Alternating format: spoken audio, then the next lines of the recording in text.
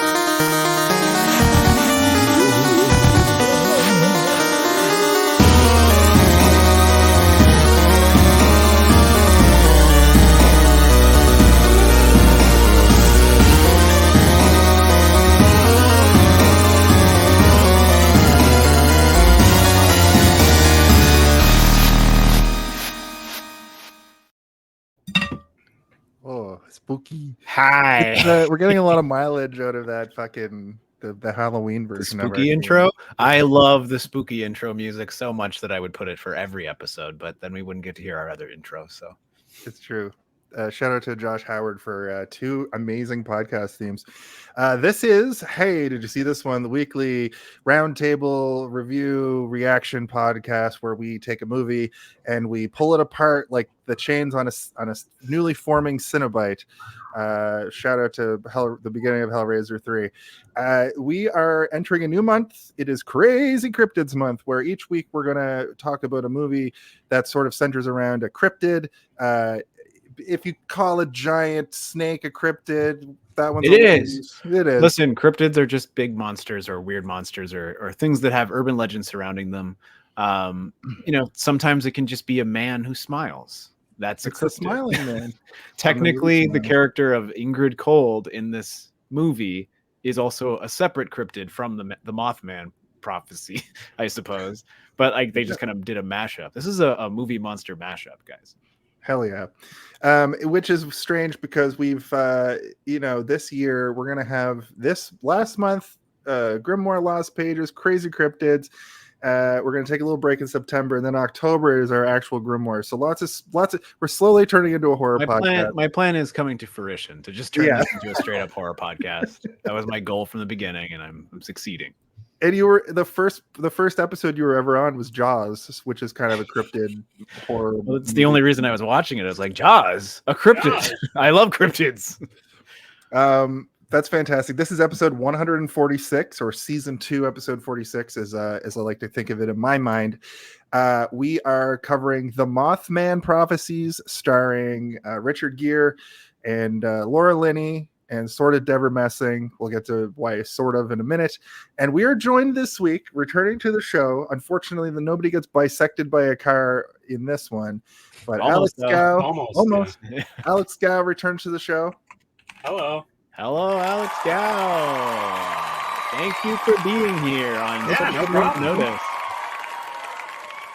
It's rare that we get to call in the cavalry, but the people that are a cavalry. Luckily, I saved one of the flares from the Edge episode, and I threw it into the air, and Alex Gow saw it, and he's here. Yeah. Actually, I got a call this morning from the call ID said "I cold." It's so weird too, because we had to do like a special we had to do a special episode earlier this week because I fucked up and couldn't do our Frighteners episode, and then all the rest of the week I'm having this weird vibe, like is something gonna mess up? And then I'm watching this movie going, I got a weird. bad feeling about this one. Yeah. And a giant shadow bat flew at me with its red eyes earlier today too. Yeah. As Jason was walking to work every He was walking to work, and he ended up in Alberta. Yeah, and like every stoplight he would see was two red lights, and everything would go blurry for a second, and he's like, His lips were chapped. Alex, I know that you probably haven't seen this movie in a minute. I'm hoping this isn't too much of a blindside. Oh no, it's all up there. But we have a new segment on the show where we start each week now with the guests sort of giving a quick synopsis. Okay. We're going to have a sting for it. But are you able to give a quick synopsis of the film? Sure. It'll demonstrate my ability to recall this movie. Perfect. Do it. Do it right now. Oh, I was waiting for the sting. I don't have a sting yet. Now. Jason has been just adding segments to the show without telling me, and then being like, "We're gonna add a sting to this," and I was like, "Are we? Do you mean I'm going to add a sting to this?" Because I just have to ask you to do it. I keep just forgetting to ask you to make one. Yeah. All right. Here's the sting for you. Go ahead. The Mothman Prophecies. A reporter in DC goes through some tumultuous times. Is living high, living large, and his whole world's turned upside down. And he just can't understand why. And a mysterious turn of events finds him in an unfamiliar place, with seemingly being on the edge of answers to what he desperately needs to know, but always out of his reach. Is that a good synopsis without going beat by beat, or what? Yeah, no, that's pretty accurate. He meets a small town cop, and not crazy guy, a crazy guy, and then he becomes the crazy guy. But it turns out, no, he's not crazy. Everything that's happening is actually happening. Yes. Alex, I don't know for sure, but I think the microphone in front of you might not be the microphone picking you up. Hello. Oh, sorry. I thought there was one directly in front of you. There is. Oh. No, it is picking you up. Never mind. It is picking you up. Hello. There we go. Yeah. Sorry. That was just a side thing. Yeah. My own brain. I have too much time to do some technical testing here. No, yeah. You were trying to do it while up the stairs. Being like, all right. Well, yeah, that's the synopsis of the movie. Why don't we get right into our brief histories, I suppose. A brief history. And once again, here on Hey, Did You See This One? The guest always gets the first word. So why don't you hit us with your brief history, Alex, and tell us about the first time you saw it, how much you've seen it, and how you're able to answer the call at such short notice to come on here and just know everything you need to know about it. Well, as is tradition for my appearances on this show, typically I am selected to do a movie that I have not seen in a month of movies that I know quite well. And so when I saw that you were in need of someone who might know something about the Mothman Prophecies, I thought, I know something about the Mothman Prophecies. It's a movie that me and my brother watched a lot. It was on the VHS shelf, you know what I mean? And we would just, we didn't like scary movies, and this movie's kind of on the edge of being scary. So It was like, kind of like, kind of like a baby's first semi-scary movie. Right. Soft horror. Soft horror. Yeah. So I've seen it, you know what I mean, a handful of times. It was kind of like a Saturday night watch Mothman with my brother kind of thing. And it's also one that's rooted deeply from quoting certain things a lot. It's like one of those movies where it's like, I don't think me or my brother have said chapstick normally to each other like since 2002. But it's hilarious. Like I was wondering, I was like, how the fuck does anybody have any of this movie knocking around in their brain other than the last 10 minutes? But you've answered the question. You've watched it a couple of times. Yeah, for sure. So much so that you say chapstick. That's like a thing that you don't really the kids today, they're not really going to have maybe some old Blu-rays on a shelf somewhere in the basement or whatever, but the having a bunch of VHSs that you got for Christmas, like I remember at Christmas time, you just get a bunch of VHSs of whatever came out in the last 6 months, 8 months. And well, I don't know if your family members were ever like this, but when I was a kid, my parents would do that thing where it's like you get 10 movies in the mail for like 50 cents or whatever, and then you're part of like a movie club where you have to buy a movie every month for a year or something like that, right? And I feel like this would be one of those movies that would get put on that list. Box of movies, and Mothman would be in there. My mom, Richard Gere's mailing them out himself. Yeah, he's wearing lipstick and putting like a kiss on each one. My mom did that with the CD club, and you're supposed to return them if you don't pay for them. But we just had the MC Hammer album, but when he was just called Hammer, in a drawer for like a decade. And I'd always be like, "There's another MC Hammer CD," and she's like, "I don't fucking know. I just ordered whatever." CD club, it's still got the cellophane wrap on it. Yeah, and the Butthole Surfers was another one. Oh yeah, Steve, what's your extremely brief history with the film The Mothman? So when I was excited for this movie in theater. It was when I first just started getting into horror, where I had finally sort of like broken that fear within myself, where I'm like, I'm ready to go see horror movies in theaters. I can do it. I'll go with some friends, and if I get freaked out, it's fine. Nothing's gonna happen. No Mothmen are gonna come for me on the way home. And I remember seeing it in theater and just being like, what the fuck is this? And then waiting for a Mothman. You get one Mothman, and then you get a little bit of a shadowy Mothman, and then you get a weird man. He's like, he looked like a man, but he was weird. And so by the end, I was like, are we not going to get a full fucking Mothman here? Like, I want a Mothman with like one of those moth wiener mouths coming for people. The answer was no. So I remember being pretty disappointed leaving the theater. And I think I've watched this one other time since then, and it just it doesn't really resonate with me that much. We'll get into it when we talk about the movie, but I don't have the fondness that you have for it, Alex, where I had I would watch the Mon Man with every Mon Saturday. Mothma. Yeah, Mon Mothma. The Moth Mower Man. On Mothman. And then today I watched it today, and I'm glad we ended up finding you, Alex, because I did not want to have to watch this again at the end. So that's my history. Fantastic. I literally also just watched it yesterday/today. I need to ask you guys about something though. I remember when this movie came out, and I definitely have it mixed up with something else. Is there a movie that's like this, where there's like you see something and then it's an omen that involves an owl, a white owl? Was that? Yeah, we watched it on this show. It's called The Fourth Kind. So The Fourth Kind. We did that on this show. The Mothman that's what I thought. And the Mothman mixed up in my head, because I went into this, even though we did The Fourth Kind, and I just Googled and saw The Fourth Kind.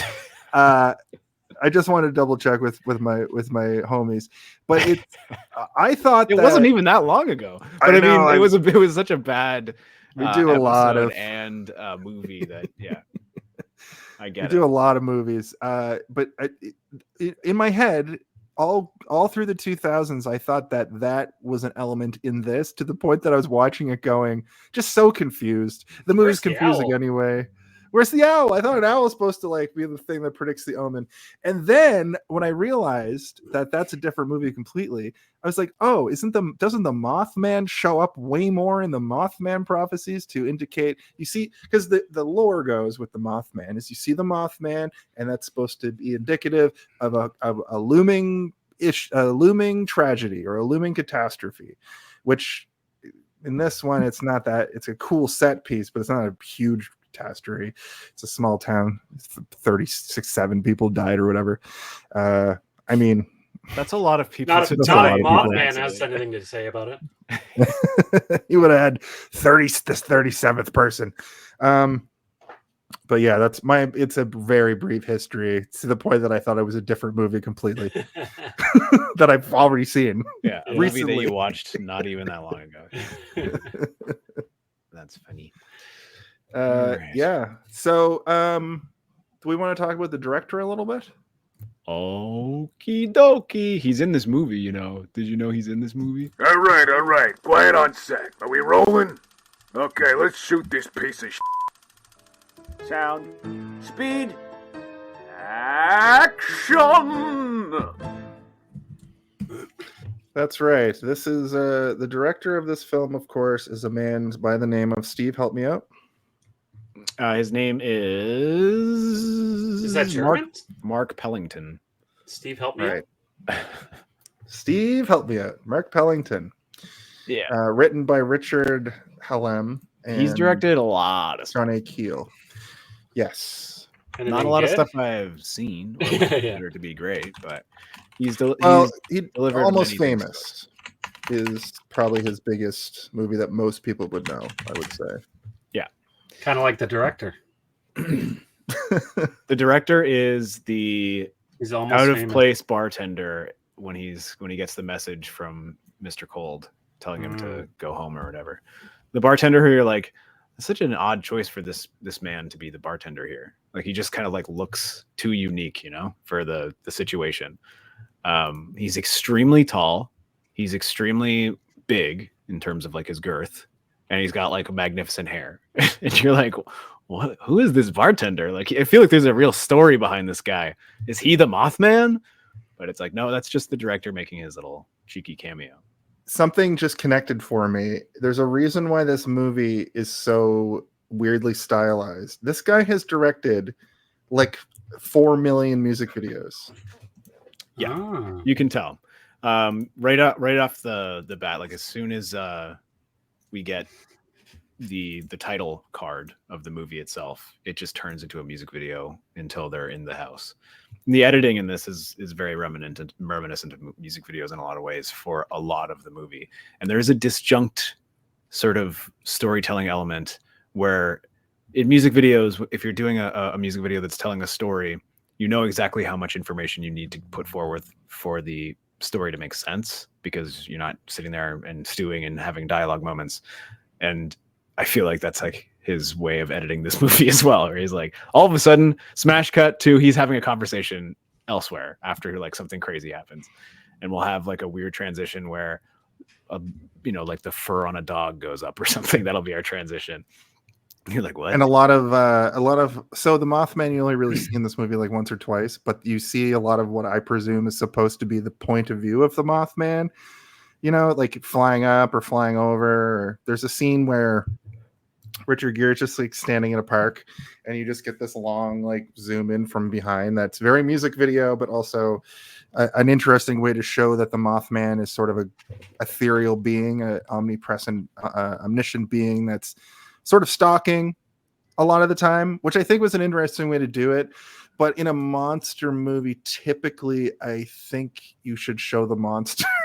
Well, this isn't really a monster movie because the idea behind the Mothman is that it is always there. It's not stalking you. It's just there and it can see you no matter what you're doing. Like the telephone call halfway through the movie is, it doesn't even need to see what you're doing to know what you're doing. It's just everywhere, all knowing, all at once.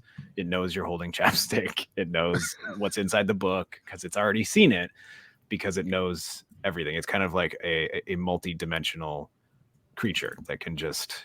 It feels almost like a natural force. Yeah. It's experiencing the world in a completely different way than we are, where it just, you could call it fourth dimensional or whatever, where it's like, oh yeah, I know what's in that book because I already read that book and will read that book, and I'm always reading that book at all times. That's why I know what's in the book. Which is a very confusing way to think about something, because we can't really comprehend that level of awareness. But also, in terms of making a movie, how do you portray that? Pretty much impossible. You can't really do it. Hey, you put on a crazy filter and have it look at people. Yeah. Slow-mo filter. But I think, in terms of adapting a novel that probably gets a lot more on the page in terms of what people are experiencing than we can in a movie, I think it accomplishes certain goals. And I do think that, like, up to a certain point, it's a very competent mystery, science fiction, horror mystery movie. It's doing what it needs to do in order to keep you engaged and interested. And there's enough intrigue for about 50 minutes, and then it just starts to get very weird. What the heck? Also, shout out to a new viewer. Howdy, guys, from Gere Karate. Hello, Gere Karate. Hello, Gere Karate. I don't have much else to say about Mark Pellington, because I'd like to say that he directed the music video for Crystal Waters' Gypsy Woman, which is a fantastic song, and also a song that I will be looking up directly after this by a band called Whale, called Hobo Humpin' Slobo Babe. Yeah, there was a couple weird. I was just scanning his IMDb, and there was a couple weird. Rooster by Alice in Chains. Yeah, I saw one with it was like Michael Jackson and T.I. What the fuck? Yeah. How did they exist in the same? Yeah, a couple of them were. I was like, whoa. Yeah, he did some Nine Inch Nails, right? In fact, this movie is bookended by a Flaming Lips music video and a Nine Inch Nails music video. Mark Pellington loves a focus ring. I'll say that. Booked one more time by Bruce Springsteen and Alice in Chains again. Like it's all music videos. The Best of You music video for the Foo Fighters. Like I've never seen. We've covered directors that do primarily music videos, but this guy's clearly blows that out of the water. He's probably pretty good at his job, or he probably lives in the music world more than he lives in the film world, so he's got that connective tissue. But also music videos, some people, you get paid a lot of money to film music videos, so it's like, yeah, and why, it's a lot less of an investment emotionally, I'm sure, and time wise. I mean, it could be just that he made a bunch of music videos and was like, wow, I'm great at this, maybe I should direct a movie, and then he directed a movie and he's like, you know what, it's like, why not go back to Spike Jones videos? Yeah, I don't really like Spike Jones is like that, right? There's plenty of directors that start in music videos and commercials and then move on to long form storytelling that are great at it, and then there's some that aren't as good at telling a fleshed out story that's 2 to 3 hours long, and so they'll go back to doing commercials. But again, it's like, in terms of money, it's very lucrative to make commercials and videos compared to movies. I'd also like to make a programmer's note. Almost Famous is a Cameron Crowe movie. He's just in it. He's just in the movie. Okay. I was gonna say, I was like, that doesn't sound right. Yeah. That's a very famous movie directed by a famous director. Cool. That's pretty much it for him. Also, for me, if you have anything else to add, Steve or Alex, about never heard of the guy. Yeah. Because he's only directed 2 movies. Yeah. He was additional crew in Jerry Maguire. I just noticed that. I just saw that. This movie was written by Richard Hatem and John A. Keel. Richard Hatem, let's see if he's known for anything else. Yeah, he's produced a bunch of stuff. He wrote a bunch of. He's known for Titans, the TV show about the Teen Titans. He's written 49 episodes of that. Great TV show. I can't tell if you're. I hate that show so much. The Batman Prophecies. I think my my main takeaway from that show was that the dialogue sounds like a 60-year-old man. Fuck Batman. The 60-year-old man wrote dialogue for a 23-year-old boy when he's like, and then Batman showed up and he just started thrashing ass. That's probably what actually happened. What the fuck? It's possible that the same writer of this movie wrote the line And then Batman showed up and he And just thrashed starts ass. thrashing ass. I'm like, I don't think anyone has said thrashing ass before like that. That show. Anyway, I watched it. I watched so much of it up until the most recent season. I fucking was like, I can't watch this shit anymore. hey, Yeah. that's Let's talk about. It's called growing up, Jason. It's called growing up. Yeah, sometimes you grow up in your late 30s, and that's when you get around to growing up. You're midway through season 3 of Titans. And wait a minute. I'm a man now. Is this bad? What have I done? I know so much about the goddamn Titans. Oh no, I've thrashed enough ass. It's time to settle down. Yeah. Okay. Do we want to get into the old body? Yeah. Let's talk about the body of the episode. The body of the episode. That's right. This is the body of the episode where I will run down various parts of the movie and we will discuss based on our thoughts and our reactions. The movie basically opens with John Klein, played by Richard Gere, and his wife Mary, played by Debra Messing, house hunting. And on their way home, Mary swerves the car to avoid a mysterious figure, and they crash into a tree. Wow, yeah, that all happens. Yeah. I think that like there's this little brief moment at the beginning that I guess just shows who he is, where he's a reporter of he's a journalist, and he's like the star reporter of whatever newspaper he works Seems for. like he does politics. Washington mostly. Post. It's the Washington Post, yeah. And he has a boss who is like, I don't know, I guess like somebody's like, oh, what are you talking about? You gotta come to the Christmas party. What are you talking about? And he's like, I can't. I gotta go have sex with my wife in a house we don't own yet. And you're like, oh, okay, I get it. She is hot. They paint a lot about him pretty quick though. It's like they show he's reliable because his buddy asks him for like wording advice right away. And then his boss he's like cool with his boss, which I think you need a certain level of competency in a big operation like that, where the boss is just like, come on. Yeah. What's it going to look like if my star reporter? And then it seems like he's there late. So he's definitely kind of in it. He's serious about it, but he loves his wife more. Is it the same guy? Job of selling their relationship. Is it the same guy later in the movie when Richard Gere's freaking out and he's like, you can't go there, everybody's gonna die, and he's like, you're fucking up right now. Was that the same guy? No, because that line fucking killed me. I laughed. It's a different person. That's the guy that he's interviewing, or he's sent to interview. You're fucking up right now. Yeah. I agree with Alex. It definitely gives you an idea that he's sort of like knowledgeable. He's good at his job. He's reliable, and he's also a professional. But he's also not willing to put his family life before his work. So you do get sort of a well-rounded idea of who he is. Where obviously work is important to him, but his family is more important.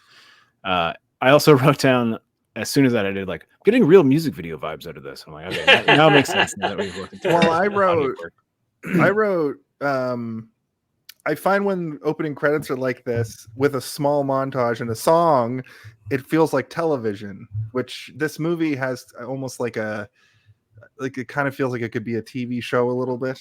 It's got that sort of small anthology series condensed into a movie. Yeah, in fact, make this movie shorter and give me more. Let the director cook a little bit with other stories and give me an anthology, and just shorten the Mothman Prophecies segment, because this didn't need to be. There's a lot of directorial like wanking in this that could probably okay. Probably.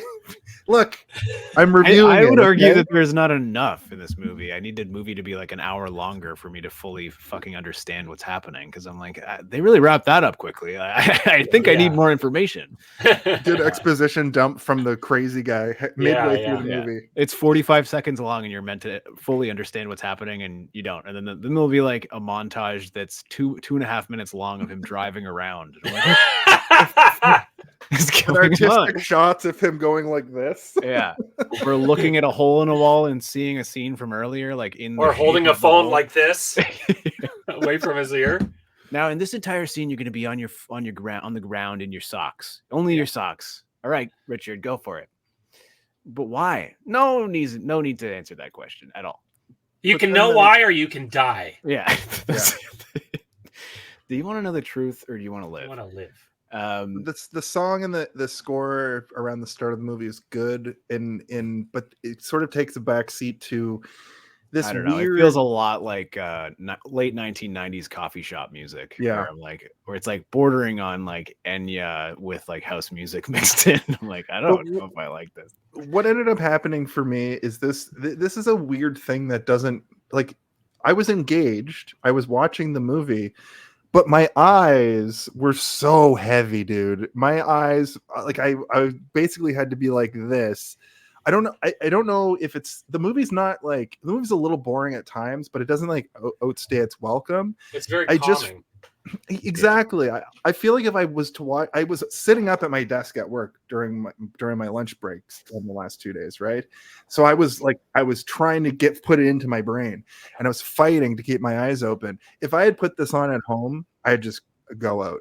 I'd just be out like a light. And it's not the fault of the content of the movie. It's because of the like sound design and the like weird artistic swooshes that can happen all. Yeah. Just made It's taxing. It's taxing on your eyeballs. yeah. Yeah, I get what you're saying. I don't know if I necessarily agree, but I can understand it for sure because there's certain camera tricks that can be nauseating for me, even where I'm like, oh, it's like I'm watching someone else play Mario Kart, and I'm like, no, I need to have the controller or not watch this. Yeah. But we're then introduced to the world's creepiest real estate agent. I don't know if you guys agree with me or not, but he's a weird. It's Yeah, just they had to shoot him from below because he had his hands in his pants the whole time. yeah, they're like, stop touching. It's like, no, I'm just playing with some change. Just playing with some change in my pockets. But he like, he has like this ominous delivery of like, you have to buy it today or else, but take your time, but don't. I'm gonna need an answer within 15 to 20 minutes. And they're like, hold on, we gotta see if we can bang in this closet right quick. Which then made me be like, have they had sex in like multiple houses that aren't theirs? It's like, we got to test out the closet. We need to have sex in the closet and then we'll decide. And then he walks in on them, and instead of being like, oh, sorry, he just like stares. I would say that the guy's a creep. He's a fucking pervert. And then they close the door and presumably finish the job. I don't know. Yeah, finish. Also, though, they see a moth here, which, kind of heavy-handed foreshadowing, but an interesting way to foreshadow, I suppose. Moths live in closets. It's a huge moth. Yeah, I think it's also just the movie telling us that the Mothman is already watching them. Like, hey, the Mothman is already watching these guys. Well, they see the moth and then they see the man. The man opens the closet. Yeah, Mothman. He's the man. This is the moth. They fuse together and turn into like a Jeff Goldblum from The Fly situation. Yeah. He also says, "I'm sorry, but you have to buy the house once you fuck in the closet. Those are the laws of property ownership." Yeah. That's a line, right? Or did I just make that up? I can't remember. I think that was. I think that was in it. It's real estate law. I think that was in the director's cut. Oh yeah, I watched. It was a music video. The director's cut was a music video. Yeah, it was 3.5 minutes long, and it was just The Smashing Pumpkins song. Tonight, and it's just them banging in a closet. No, it's just all about the real estate agent, and it's them. Yeah. It's them having sex in several different closets across a whole bunch of different homes that they don't buy. Steve and I were talking about how Richard Gere has just like looked the same through time and space, which is true. This movie, he's ageless. He's like a Robert Redford kind of being, where he just looks the same all through his whole career till that last like couple of years. Now he looks old. I think Richard Gere's still alive. Yeah, he's got kind of. I think he's got a bit of the Steve Martin situation where he was gray a bit earlier, and then just. Yeah, that's what I mean. He probably went gray when he was like 35 or 40, and then was just handsome enough that just worked for him for the old man hunk a good 30, 40 years. Well, some people look better with gray hair, right, than they do with Richard Gere. Probably does actually. If he looks, I'm sure if I looked at him young, I would think that he always looked good. But I made a note that Debra Messing was a relative unknown at this point. She was just on Will and Grace, which was like a pretty new show at the time. I think that show started towards the end of Friends, which this is 2002, is probably around for a couple of years at this point. But she has always looked kind of the same too. She's, she kind of skews looking young, but she matches the energy, even though these two characters are very different in age, clearly, and presumably they kind of have the same energy. And I kind of made a note about how this genre of movie, the demographic is for people who were like 45 to 65 during this time, which would be why like, don't you go back in time and tell that to 14-year-old Steve who was excited to see it in the movie theater. but didn't you also historically watch this movie going, what the fuck am I watching? Yeah, but the advertising made me think it was going to have a Mothman everywhere. But it feels a lot like those like Robert Redford, Richard Gere movies from like the early 90s. It's got that weird like suspense thriller feel to it that, it just didn't resonate with me at the age that this movie seemingly was directed at for people then. Because if you were 45 in the early 2000s, typically I prefer this style of pacing in a movie. So like I said, the first 50 minutes of this movie, I think, is really well done, and the pacing is correct, and the editing is good, and it accomplishes all of its goals. I think it's just after that point is when things start to fall apart for me, and it has nothing to do with it being this genre of storytelling. I think that for me, I typically like thrillers and mysteries that keep the mystery throughout and then, make things a little bit more intriguing and exciting as they go, which this movie tries to do. It's just that the reveals and the mystery solving is not as satisfying as I think I'd like it to be. And the stuff that you're getting out of it is so strange and weird. And if you're not familiar with lore, and if you're not into sort of the character development, it just doesn't reach the goal for me in terms of having it be like a great movie. So yeah, I mean, sure, I guess you could say that these types of movies are aimed at an older audience, but I think it's just like a testament to being able to hold an audience and have an intriguing story, whereas this does up to a point. It is kind of like the treacherous territory of a mystery or a thriller, where it's like we're getting to the point where things are going to start being revealed, and you've got a movie like, I don't know, like The Bone Collector or Skeleton Key, or Seven or something like that. Seven is kind of a bad example because it has such a distinct visual style and storytelling style that is like constantly invigorating to your eyes. I think it would be a more interesting movie if you swapped out the Mothman for like an overbearing boss that's trying to date Debra Messing and like accidentally kills her on the job, and then Richard Gere is now in a revenge film trying to like get revenge, instead of it being like a sci-fi horror thing. I think it would have been that's sort of what I was getting at. Like, it feels like one of those movies, but then it's a fantasy sci-fi horror thing, and I think that's why when it changes from mystery to horror, it just kind of is a jarring change of vibe. I think is what I was kind of trying to get at, if that makes sense. It just, yeah, I mean, the way the movie looks and feels at the first half when it's just a mystery, it could, Injured Cold could just be some weird guy, But I mean, like the mysterious elements at the beginning of this movie are the most intriguing parts, and they are supernatural, and they are mysterious and kind of horrifying when you think about it. Like when he goes to Gordon's house and Gordon accuses him of being there twice already, it's freaky because he's like, no, it was you. I know it was you. And I like, if you put yourself into that position for a second, having just entered into a weird town you've never been to, and having somebody be absolutely 100% certain that you've been there 2 nights in a row, the previous 2 nights, it's scary. It's like X-Files shit, Yeah, and there's like it's also that like he's like, okay, well, this crazy guy put me in his bathtub with a gun, so, and I know I wasn't here, but then when he finds out where he is, then he's just like, oh, holy shit, like, yeah, what? Wait a minute. And also, like, when he's being driven back to the police or to the motel by the sheriff, is she a sheriff or is she just a cop? I can't remember, but she's like, no, I've known these people for like 20 years and they're completely fine, normal, church going. Because people who go to the church, they could never be crazy. They could never be crazy. They would never say anything crazy. Yeah, I don't know. This is why I'm kind of having like a tough time seeing.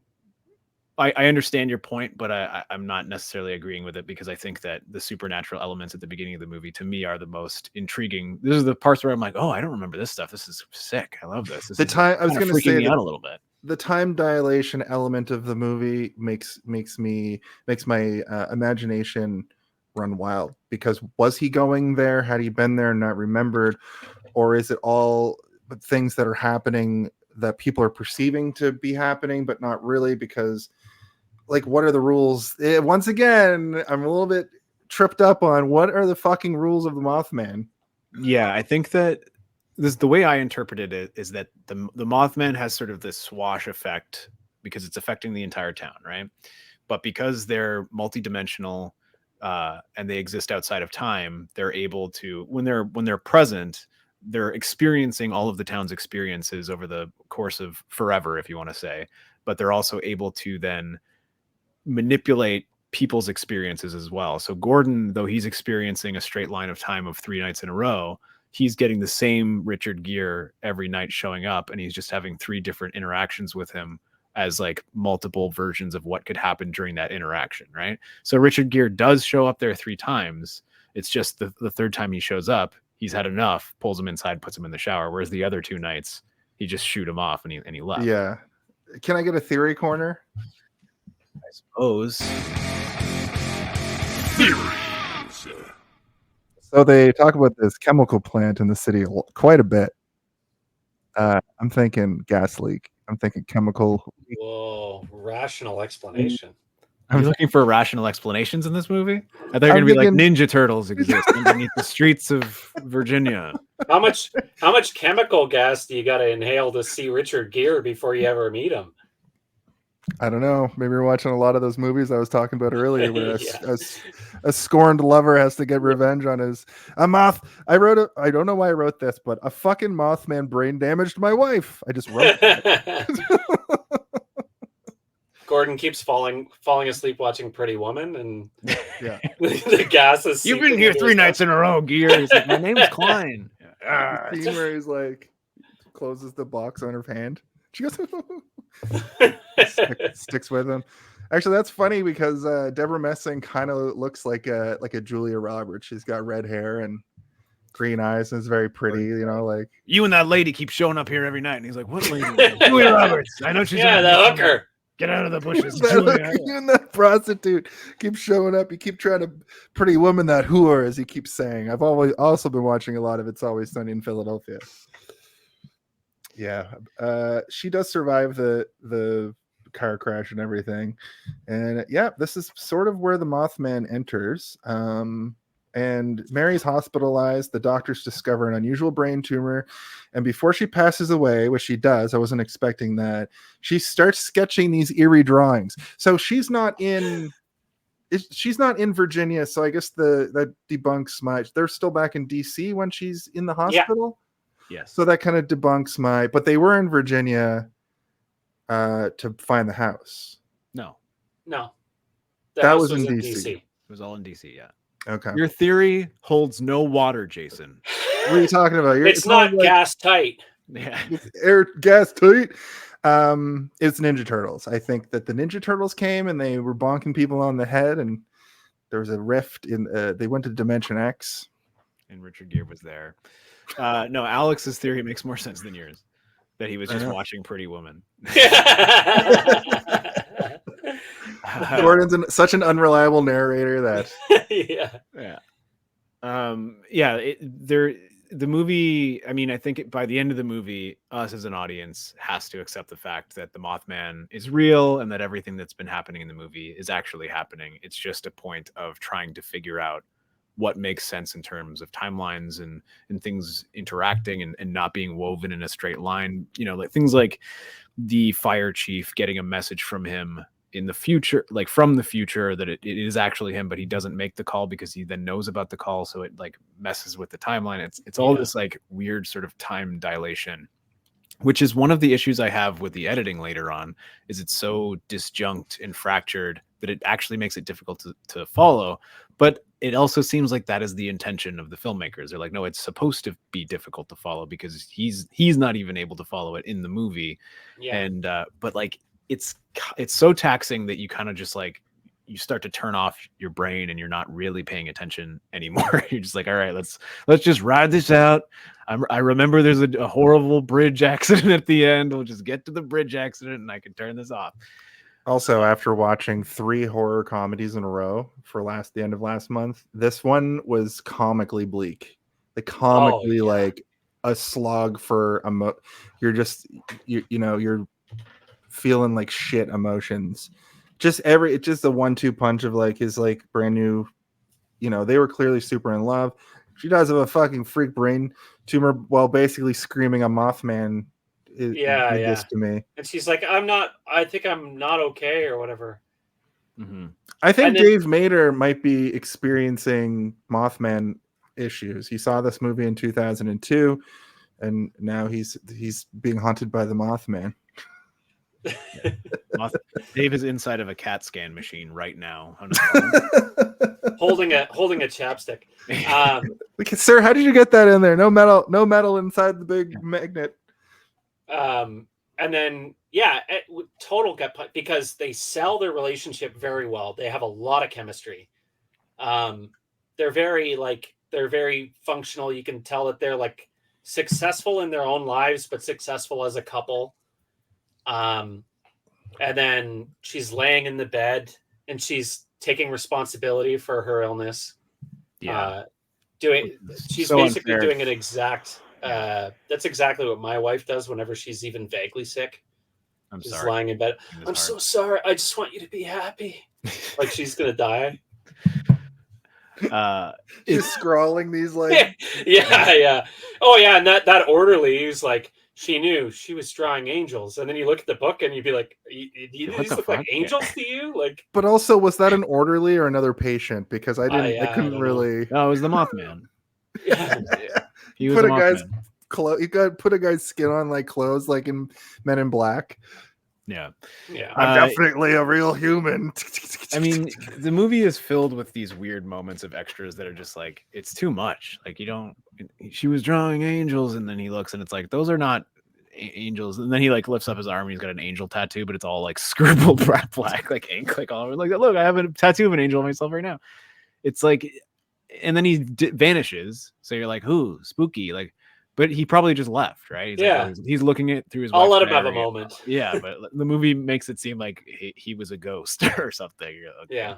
And then later on, when he's looking in that hole in the side of the factory, it's like shaped sort of like a guy, and then he appears inside of it and says the same line again. And I'm like, what is this? What is going on? But again, I think it's supposed to be like, it's based on a book, so there's probably all these little moments in the book that are probably extremely powerful. And they're like, how do we accomplish showing this without telegraphing it or breaking it down into an actual scene of dialogue? And it's just 2 talking heads.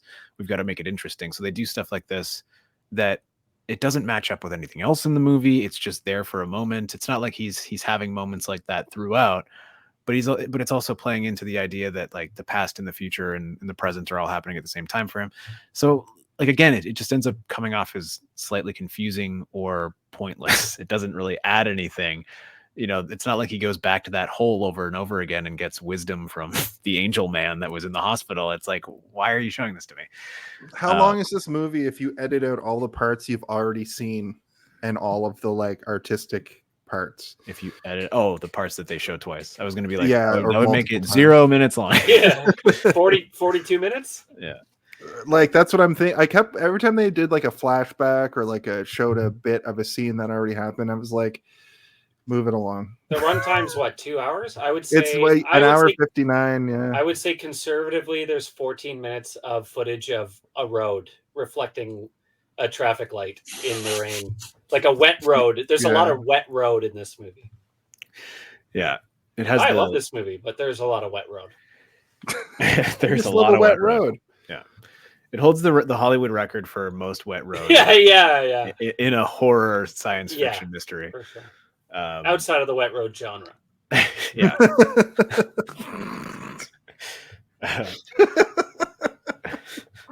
Sir, It's a real genre, Jason. Don't laugh. Yeah. that tickled me. There is a 2-year time jump, which I wasn't expecting. That's a weirdly specific amount of time to jump, not like 6 months later. It's like 2 years later, and John is still very much mourning Mary's death. He discovers her sketches and begins to question their significance. I think the reason for that time jump is to show a few things about him as a character. I think it's also to line up so the events of this movie happen on Christmas. So it's like, because she dies, I think, on Christmas Eve, and then it's a subverted Christmas. Remember a couple of years ago we did Lethal Weapon in that. You could add this to the pile. Don't dismiss the subversion. Don't dismiss Christmas. Never dismiss Christmas. But yeah, you're right. There's even a part where like a friend was like, "Why don't you go on a date with this nice Goyle?" And he's like, "Nope, I'm still mourning the loss of my late wife." No one's gonna be like your wife. You got to do something. Yeah, I think that they're like, what's an appropriate amount of time for somebody to maybe have started to move on, and they want them to still feel the sting, but still set up the kind of chemistry with Laurel and Andy. Which I kind of ship them. I was like, they should end up together, but maybe not on camera, which they don't, luckily. But I did get their chemistry was pretty good.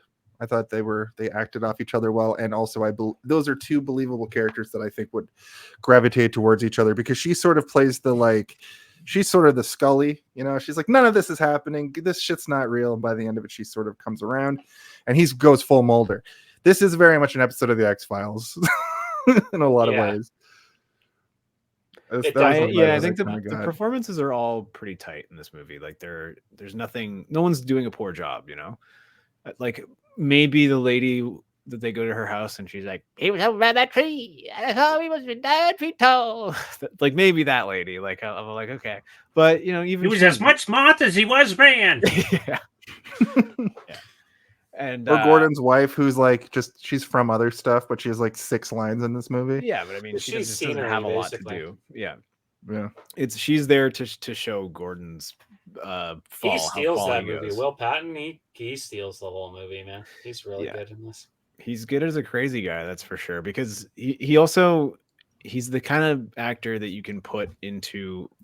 He's a character actor that you can put into almost any role, and it works because he's like Play-Doh kind of. You're like, has he ever been not crazy or not an asshole? Like, has he ever just been like, is there any kind of like Tom Hanks role for him or no? In Gone in 60 Seconds, he's sort of like he's sort of like the wizened elder statesman in the movie, where he's there to like he's there to like spout exposition and impart knowledge to the characters, and also be like, I don't know about this. We gotta steal all these cars in 60 seconds. Are you serious? In my mind, every time, like, his role in a movie is to say something that should be terrifying in a way that shows that he's not scared of what he's saying.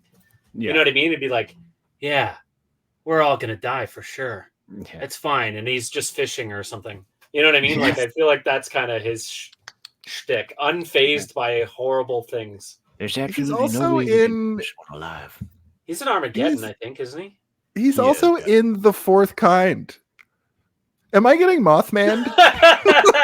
Wait, he was? Yeah, he's the sheriff. He's the fucking sheriff in The Fourth Kind. No way. Yeah, dude. That was like that one actor that was in Deep Impact. Maybe he's the same character. So like after the events of Mothman, or sorry, before the events of Mothman, he sees the Fourth Kind happen, and then fucking aliens, and the Mothman is just an alien. He moves come to back Virginia, to haunt him. He becomes a sheriff. He's like, because the Fourth Kind. Just as long as I can retire in this nice little village and not get visited by aliens again every day. Yeah. Ah, shit. Yeah, god damn it. Because that's like nothing supernatural. Yeah. Yeah.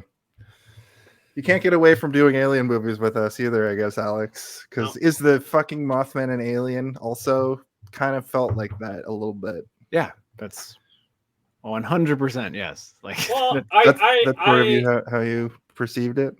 I would perceive it as it's kind of maybe not tied to Earth. Yeah, not an alien in the sense that it's an alien. I don't think it space. visited Earth from somewhere else, but I think that if you were on another planet, or there could be like Glarboxes on planet Zerflox, and they're seeing Mothmen too. You know what I mean? Like I think that it's kind of, in my mind, it seems like a cosmic force. Because I'm hung up on the cryptids as being like missing link style entities, like the chupacabra, some sort of missing link dog creature. You know, Bigfoot is like a missing link. Well, that's a you problem, hybrid. sir. Look at cryptid. I know what. No, I know. I get that. I get that. You perceive it as more like the bigger picture of anything that's not human. It's the unknown. Yes, that's basically what a cryptid is. Anything that has a legend attached to it. I'm too fascinated by the C138, I think it's called, the classification of yeah, I'm the sure that both database. the Mothman and Ingrid Cold probably exist in that database in some capacity. Yeah. But yeah, Ingrid Cold is more closely associated with interdimensional beings or you know, multi-dimensional beings that can exist outside of time and cross over into, you know, what you would consider to be alien, but not necessarily gray aliens that we're familiar with that are here visiting from another planet. Yeah, not extraterrestrial. Yeah. Right. Okay. Which is kind of like what this movie is saying the Mothman is, because, you know, there's a ton of different Mothman stories that you can look into and different interpretations of the Mothman, but a lot of them are just like, I saw a Mothman flying through the air. Like, it's not real, like, you know, tales. It's Uncle just like Cletus saw a bat. And then it turns out it was like, oh, there was just a large migratory bird flock that came through of herons, and they were really bigger than usual. And when you flash them with a flashlight, they have like glowing eyes. Hey, people see stuff, man. What? I don't believe in a lot of stuff, but I believe that people believe stuff because I saw something when I was a kid. I don't disbelieve things either, but I do think that, like, when somebody sees something and then they report it to the news, and then a week later, after the newspaper comes out, 40 more people say they saw it. That's when I'm like, no, they thought they saw something because they were looking for something. So up north, the indigenous people believed in a thing called the Wendigo. Apparently, the Wendigo comes and will take you or murder you. You know, I was almost drowned at Lake of the Woods one summer recently, about 8 years ago. And Madison's grandmother, we're sitting around the table later. Madison's grandmother was like, the Wendigo tried to get you.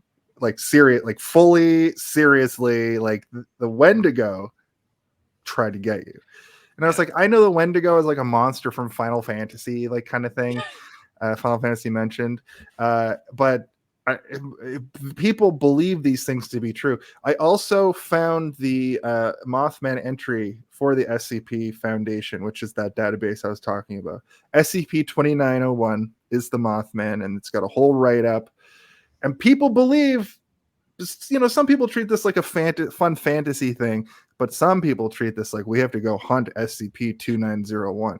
Well, SCP, that whole website is like Mothbusters. It's a creative writing exercise that has gotten out of control. But like, can I share my experience as a child? Sure. Yes, please. So when I was a kid, I was probably 5 or 6. Here's why I believe people, but I don't believe what they're saying. I was trying to fall asleep. I was 5 or 6. I was in my bed, and I heard a noise, and I looked in the corner of my room, and E.T. was there. And then E.T. scurried behind my closet, and I got out of bed, and I looked behind my closet, and E.T. was gone. And then now, of course, I realized that I was probably half asleep and dreamed that I saw E.T. and then actually kind of woke up and went and looked for E.T. But that memory is as vivid to me as any real memory that I have. It's like, it's indistinguishable from real life. If that had been something else and not E.T., something that I can tangibly say, okay, like Spielberg's E.T. does not exist, I would have 100% believe in whatever I saw. Like if I had seen a ghost or like an alien or something, I would believe for sure that I had an encounter. I had an alien thing too when I was a kid. I I was terrified that aliens were going to abduct me, and I was terrified that aliens were watching me all the time. And it went on until I was probably 12. I still had these like, don't leave the window open at night. And it really manifested in the ability to be able to see out the window as I was falling asleep, I think was my issue with it, being able to see like the stars. And I was mortified for years. And now I'm not really afraid of the dark, but I find that if you stare into the darkness, into the void for too long, you start to, your brain just starts to make up stuff. But I did get sleep paralysis one night when I was a teenager. And all that is like you fall asleep weird. So your spine falls asleep a little bit. So you can't move. Listen, I was diagnosed with recurrent sleep paralysis. If you want a breakdown, I can really fucking get into it. I had it for years and years and years and years and years. It's basically like your brain. You can get sleep paralysis if you have like recurrent sleep paralysis, which just means usually sleep paralysis lasts like 30 seconds for most people.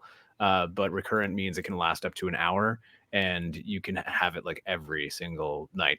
But basically, the chemical responsible for causing your body to be immobilized when you're dreaming, it activates before you've actually fallen asleep, and then you start to hallucinate, either auditory hallucinations or visual hallucinations, because you're literally dreaming while you're still awake. So you're seeing things that aren't there, and you're hearing things that aren't there.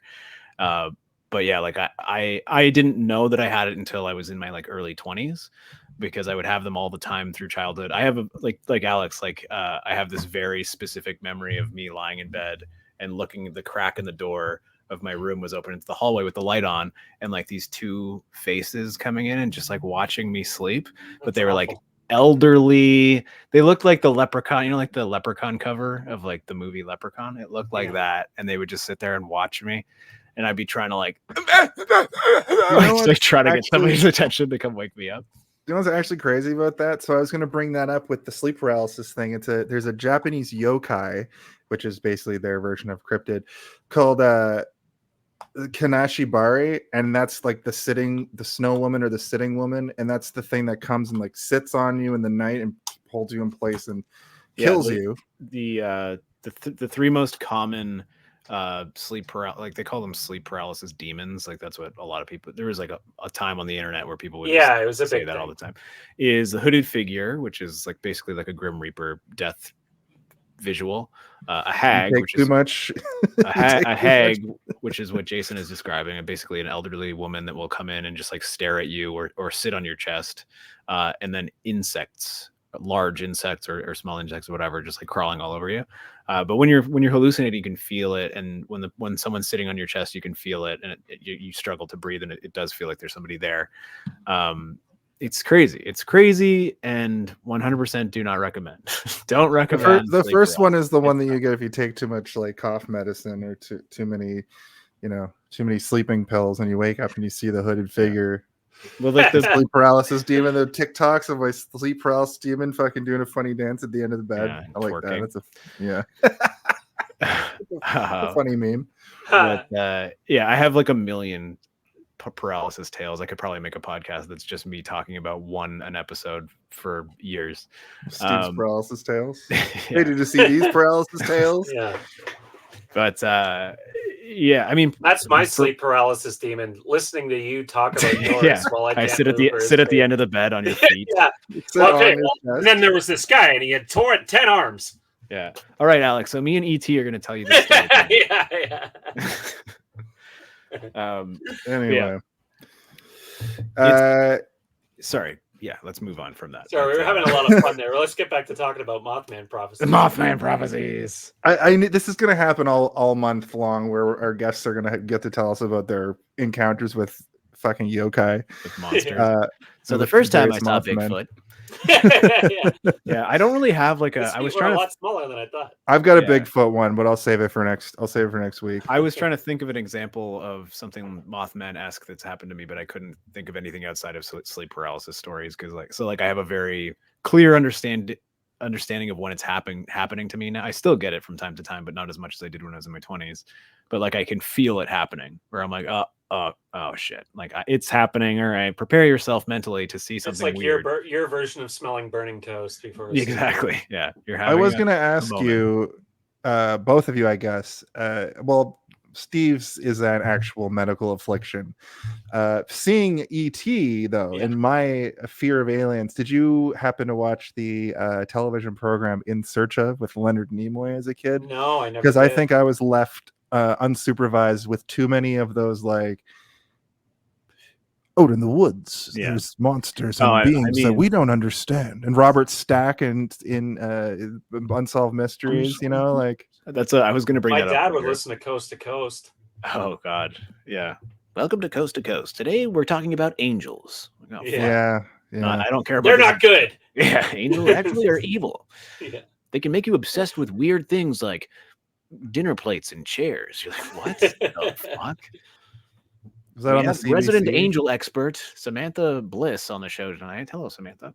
Hi, Tom. No, keep going. Yeah, I'm just gonna do a whole radio radio show. show. Yeah. yeah. The first time I saw an angel, I was smoking a John's- whole lot of heroin with my boyfriend. Yeah. And then I drew a bunch of pictures of it. It looked like a moth. It looked like a Mothman. There was some weird guy staring at me. I couldn't tell if he was a doctor or a patient or what. So John He had looked like E.T. It was very Yeah, strange. yeah. he was sitting on my chest. It was And he was wearing a kimono for some reason. I think Steven Spielberg was there. Yeah. yeah. Taking notes in the corner. Steven Spielberg. That's how he got all his ideas. That's Close Encounters is based on his actual. Speaking of unsolved mysteries, though, whenever they do a flashback in this movie, it feels like an unsolved mysteries episode. Yeah. Where it's like, you know, like the year was 1969, and Agatha Christie was walking home from her job at the Yeah. local diner, and it's like the way it's filmed, it looks like Reenactment element of this movie. it has a is very reenactment vibe prominent. to it. Yeah. Okay, so John now is heading to his interview in Richmond, Virginia. He becomes inexplicably lost and ends up in Point Pleasant, West Virginia. Interesting fact about Fallout 76, it takes place in West Virginia, and it also has a Mothman, but that's explained because somebody got irradiated or whatever. I just wanted to bring Fallout 76 up because I think that the Mothman is like how chupacabras in like southern United States and Mexico, and like, you know, Loch Ness is in Loch Ness, etc. This Mothman, I think, is localized to West Virginia, right? I think it's a. The I think Mothman is like a global thing, though. Yeah. But it's not like from a place, like a local. Oh, I think it originated here. Yeah, that's where like, Okay. the first sightings of the Mothman were. But it is a global thing. But it's like the stories of the Mothman spread, and then people started seeing the Mothman. It's not like they. And then there's like localized versions, because we have like Champlain has Champy, and then there's also Bigfoot all over the world. There's like the Yeti, and there's, you know, so there's probably a Mothman variant elsewhere. Moth feller. Yeah, Moth guy, Moth Math guy. man. Mothman's in Scarborough. Yeah, Mothman. Leave your Mothmans in the hood. Yo, I'm sick to my stomach, fam. Yo, come get your Mothmans. No, I gotta lick a chapstick. But he does become inexplicably lost and ends up in Point Pleasant, West Virginia, hundreds of miles off course. It's 2:30 in the morning, and he knocks on the door of Gordon Smallwood, played by Will Patton. And Gordon, visibly shaking, claims that John has been visiting his house for several nights, even though John just arrived. The police, led by Connie Mills, played by Laura Linney, arrive and verify John's story. So the time dilation element sort of comes into play as we kind of round out the first section of the movie. Yeah, and like I said before, it ramps the intrigue, right? Like, it is nice to see that he still kind of believes his wife. Like, before she dies, he's revisiting the crash site to be like, what could she have seen that freaked her out so much? And he's trying to figure it out. It's almost like the fact that she has a frontal lobe brain tumor isn't enough. You know, he's like, I don't think that a tumor would cause that kind of crazy shit. Yeah. What's it called? Glioblastoma. He's like, no, the glioblastoma. I don't know. I still believe that she saw a Mothman. I have to go figure it out. Yeah. You But didn't even see it. It's like, yeah. no, I don't have a brain tumor that's so bad that I'm days away from dying from it. Yeah. And I mean, even in that moment, he's seeing things in that area that could have explained what it was that triggered some sort of hallucination, right? Which is one thing that I actually kind of liked visually in this movie. Is that every place where there is something, an encounter of a Mothman of some sort, there is an explanation to it within the vicinity as to what they saw or how they saw it, right? Like there's always some sort of like, I saw glowing red eyes. And it keeps you on the hook in the sense that it's like you can never commit to believing it or dismissing it. Yeah, and that's what's so successful about the intrigue of this movie is that they are presenting you with enough counter evidence to it being supernatural that you aren't really sure up until a certain point whether everybody is actually crazy until he starts getting phone calls that other people are hearing and like that kind of stuff where you're like, okay, it's real, I guess. And it's like too much for it to be some kind of really elaborate hoax. It has to be something supernatural. And I think to Jason's point earlier, like that's when the movie starts to sort of waver for me, where I'm like, okay, confirmed Mothman. You know, we don't have that level of intrigue anymore after that point. And the movie sort of suffers for it because in a traditional narrative, it would be like, okay, now that we have Mothman confirmed, we got to have Mothman everywhere. We got to have Mothman in full Mothman form, chasing people down and going. We need it on, and I have a new theory. Need it on a plastic lunchbox. Exactly. Can I get a theory? Can I get a theory right quick? This better be better than your last one. Swamp gas. Yeah, this time it's swamp gas. Nurse in this town. Everybody has a lastopemia or whatever it's called. Oh wow. Yeah, it's one in 600,000, and they all like. There's something about Point Pleasant that they're like, that sounds really nice, you know. And your brain's in that little section at the end that was like, you know, and something like this never happened again, but everybody died of a elastoglycemia. Yeah, for sure. Sorry, Steve. I know you. That's a good theory. Don't care for the stupid jokes. Jason's glioblastoma theory. Prophecies. Yeah, for sure. Yeah. That's the movie should be called glioblastoma prophecies. Her surgery cost $600,000. Insane. So crazy. In America bucks. Yeah. But yeah, he goes back to the crash site and he's trying to see if she really saw something. And that's where we get like the safety cones or whatever with the red lights on it. And you're like, okay, those could be the eyes. But we get that over and over throughout the movie. Even at the very end of the movie, when the bridge is collapsing, there's two like red lights on the top of that he looks up at.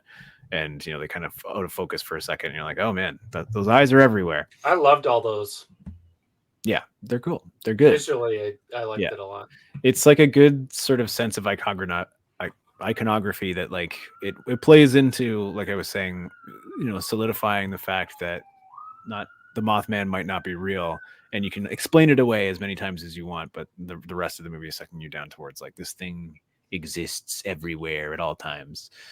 I also had a weird thing where I watched the Silent Hill movie recently, and I thought that before I like knew what was happening in this movie, I thought there might have been some sort of like he found a place untouched by time. I mean or untouched by people for a long time, I guess. But obviously that's disproved immediately because that also might be because you watched Silent Hill a week ago. I was like, is this a Silent Hill thing? No, it's definitely not. You got Silent Hill pilled. But the time dilation and like time travel element, I don't know if it's just that he conks out, like it has like we're witnessing him have dark spots. He's got brain damage from the car crash, from the original car crash as well. I think it's supposed to be that he's already been, over the last 2 years, that the Mothman has been with him, kind of thing, and it was just waiting for the opportunity to get him, or to it's like he says to his buddy or whatever. It's like you're traveling through time, happy, and the universe just points at you and says, I've been looking for you. Yeah, a happy couple. I've been looking for you or I've been whatever. looking for you. And I get that feeling sometimes in my everyday life, and it just seems that like after the tragedy, that circumstance happens again, where as soon as he leaves town, we can't confirm or deny whether or not he's even been back to work for too long. Maybe this is just sort of like his first steps back from dealing with tragedy. Maybe he was working hard the whole time, but he's not taking a plane to where he needs to go because it's not that far. But then he ends up driving way far off course and not remembering the drive, right? So he drove for like a crazy amount of time in the wrong direction. With Ohio, you know what I mean? That was a cool, like, it's just like, whoa, like that is a big hook for sure. Definitely, especially having come just off of like, you've been here 3 nights in a row, but we know that can't be true as the audience because we witnessed what he's been up to since then, right? Yeah. And again, it's the beginning of this movie is so well done in terms of like you said, putting its hooks into you and being like, now you're in for the ride. Let's go. You're fully in an episode of the X-Files at this point, and you're gonna love it. And then it's the epitome of like Also, I did want to say one thing. His buddy, when he's trying to get him to date the other lady or whatever, he says, "Come on, she's not married, not by a mile." No, but you know what? No one says, ever will be. She says she's not Mary. Oh, which is his wife's name. Mary. Okay, now the line makes sense. Yeah. I'm like, yeah, what the fuck of course that's what he said. Yeah, he's not married. Get over not your by wife. a mile. This woman's not even married. No, he's not Mary. But the sentence as a whole, if you change it from Mary to married, makes no sense to me. And I was like, and I wrote down, what the fuck does this even mean? And then I looked it up, being like, is this a saying in fucking Ohio or something that I've never heard of before? Yeah. I think that thanks for clearing that up for me. Yeah. Yeah. No problem. From my point of view too, I watched it in exactly 60 minutes, and then I finished it at 1 hour, right? Like he's talking to Connie about like what's happening, and then I came back to it, and then it like the rest of the movie I was struggling with, and it really is like the first half. It's an excellent setup with a really like poorly planned out payoff that meanders a lot. It doesn't really explain itself too well, except for the like. We'll get to the guy when he meets Johnny Exposition. Johnny Expositionstein. He's Jewish, and what ends up happening is it's just a dump of a crazy person who also has brain damage. You know, is kind of the vibe that you get from him. But the first half of the movie, we're right at about that point. Now we're about halfway through, and it's like I really wanted more after such a cool mystery at the start. Does his car lose power, or does he run out of gas? I don't know, because he takes it to that mechanic, and the guy's like, turns on. Yeah. Oh, I really like little I like Mothman that they really sell the small town feel. Yeah. With the mechanic not charging him. It's like, there's nothing wrong with it. He's like, what do I owe you? Nothing. There's nothing wrong or whatever. Yeah, but it's why would I charge you for something I didn't do? Yeah, he's like a big shot from DC. Like, it's like, well, it's like, I know this guy's gonna, I gotta pay this guy and all that. It feels like Guelph. I don't know if you guys have ever been to Guelph, but it has like the same sort of like the whole town is one strip with a church at the end of the street. Yeah. It kind of has that vibe. But yeah, it feels sort of like any town, Northern Ontario to me. So it felt sort of homely to me in the sense that I'm like familiar with these types of areas. Close to your cottage kind of feeling. Yeah, like somewhere I've been before, but have never lived in for an extended period of time. It was filmed outside Pittsburgh, Pennsylvania, so that's all like Midwest. Like it looks like.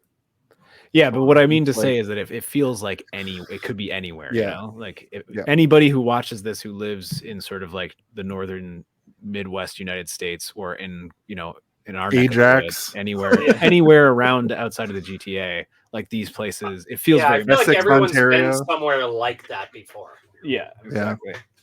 I'm going to a place like that literally tomorrow for the weekend. My dad, his like trailers in a place called Grand Bend, and it's just like farmland, and then these little towns with like 30 buildings. I've been to Grand Bend. My friend had a cottage. Mark's been on the show before. He used to have a cottage there when we were kids. I've been there a few times. Yeah, I'm going up there to my dad's trailer. It's like a campsite with trailers, and I'm going to see the Mothman. I'm going to take mushrooms and try to find the Mothman this weekend. And Oh, then God. fall in the fucking lake. Yeah, show's canceled next week because Jason found the Die. Mothman. I found him. Yeah, it falls in the lake, and then the only explanation is that the Wendigo got you. Oh, yeah, exactly. Or I come back and I'm just like scrawling fucking pictures of the Wendigo or the Mothman. Yeah. And I'm like, look, everyone, Jason's been drawing angels. And it's just horrifying Yeah. bats. And it's just black construction paper with chapstick drawings of angels of Mothman. Biblically accurate fucking angels. Too. Yeah, exactly. Also, when you said Madison's grandma was like the Wendigo tried to get you, I pictured her like knitting, and then next to her nobody knew she was there until she said it. Yeah, but then next to her is Madison quilting. Grandma, you're scaring Jason. No, it was much more sinister than that. We were just having a conversation, and she just says it was the Wendigo. Just said it conversationally, which I think is more menacing. It's a fact. Yeah. Like George would. Yeah, it's a fucking Mothman. Yeah, gotcha. I will also say that, like, after this moment where he's at the house, and she comes in and she's like, "Who are you?" Blah blah blah, and like he's doing a really poor job of not seeming like he was actually just stalking their house because he's not giving her any information. Yeah, he is really pushing his luck with the guy pointing a shotgun at him. That's clearly unstable. Yeah. You know what I mean? It's like he's like calls him crazy when he's like, has a gun. You're crazy. I wasn't calling you crazy. Bud. I was calling the situation crazy. The situation is crazy, not you, Sarah, with pointing a shotgun in my mouth. Yeah. We've all been there. Yeah. Well, I do like that they kind of become friends, though. Like, Yes, I do. I thought they were little kindred spirits. Yeah. They're both like, we're both going through something very fucking weird, and we both recognize how weird it is. We believe everything that each other is like, saying. Right. Yeah. And they're able to be like, we're both not crazy. Something mutual crazy friends is of the Mothman. Yeah. The sequel. Well, we learn at this point too that Connie has had sightings from the most normal people in town, who are of course the churchgoers, and they've already coined the term Mothman in this town. And he interviews locals who describe eerie experiences, including prophetic visions and a sense of impending doom. And we do get that funny scene where they're outside. The only like comedy in this movie is like they're outside that house and the person's like, it's got to be like 8 feet tall, and it shows like the tree. It's not even funny. I found it visually funny to see like Richard Gere standing below this tree, and it's like, it's 8 feet tall, and then the branches are clearly like 10 feet up, and I was like, how fucking tall is Richard Gere? I don't know. I thought it was a funny thing. And also what it could be explained away as is like, you just saw a shadow in that space between like the branches and the trunk. Like a lot of this stuff can be explained away. None of the first-hand accounts as we meet these people seem all that reliable. It's like, so this lady thought she saw something outside. And then the teenagers were like probably fucking drunk or, whatever, like boning in a gravel pit whatever the fuck, and she tried to get him off him with pocket sand, and that's why his eyes won't heal. Remember his eye was like, he's like, I can only finish if you throw gravel in my eyes. No, but they do all have that same thing where they're like, I saw the glowing red eyes, which is how Mary died. Yeah. When she whacks her head on that glass, that was fucking chunky. That was chunky fucking. It's so ungraphic and understated, but so obviously bad. You know what I mean? Where it's just like, that is a scary one because it's like, oh, that seems like something that could easily happen to you. You whack your head on the window like that. Yeah, I mean, no idea how much damage it actually did, but it's the reason that they ended up finding the tumor, right? So it's like the Mothman didn't put the tumor in her head, but the Mothman caused the incident that revealed it, right? Yeah. And so, like, to that point, is the Mothman providing Gere with some sort of preparation for the trauma in order to allow him to process it or have it be more traumatic to him, allowing him kind to of deal like with it for days before. loosen the lid on her dying, or what? Yeah. Yeah, I mean, he saw the Mothman because he goes back and he sees those lights on top of the things, and he's like, he writes it off as it just being those lights. And Tumor vision. It was tumor vision. Just tumor vision, and he finds it especially strange when he gets to Point Pleasant, and everybody's like, I saw these glowing red eyes. This movie is an interesting character study of a man. We watch a man slowly unravel, which I think is my biggest takeaway from this. Like, Richard Gere slowly going crazy in these small increments, I think is probably my favorite part of the movie. Outside of all the crazy shit happening around him, I think that he really played like everyday normal businessman to, like, at the end he's just like, well, but he's very rational, and he is a reporter, so there's like, he has that kind of investigative bone where it's like he's probably used to like things not being how they appear, so it's like get to the bottom of it in a sense of in kind of like stages and be like, okay, what's really happening here? Yeah. And it's, he to a point has he finds obsessions, right? Like he becomes obsessed over a new thing when a new detail arises. It's like, okay, I'm gonna sort of like obsess over this until I figure it out at every angle and then move on to the next thing. And that happens throughout the movie a couple of times, right? Like when he gets the message, obviously he wants to speak to his dead wife again, but he becomes obsessed over that to the point that he can't do anything but listen to the message. Which there is a real unravel moment in the third act that really shows that in it. It's one of my favorite parts of the later movie where he's just like full bore insane, and we get a really, well, we'll get to it. At this point in the movie, though, we're focused more on Gordon segment of the movie. Gordon begins to hear voices predicting disasters and sees the Mothman. He shares these experiences with John, who's, so this is what this says, skeptical but intrigued. I don't know if that's the correct way to explain that, ChatGPT. John investigates further and discovers the town's history of strange occurrences, and we meet Arthur Leake, or Alexander Leake, played by Alan Bates, an expert on paranormal phenomena, who warns John about the Mothman and his link to disaster predictions. And there's some stuff within that.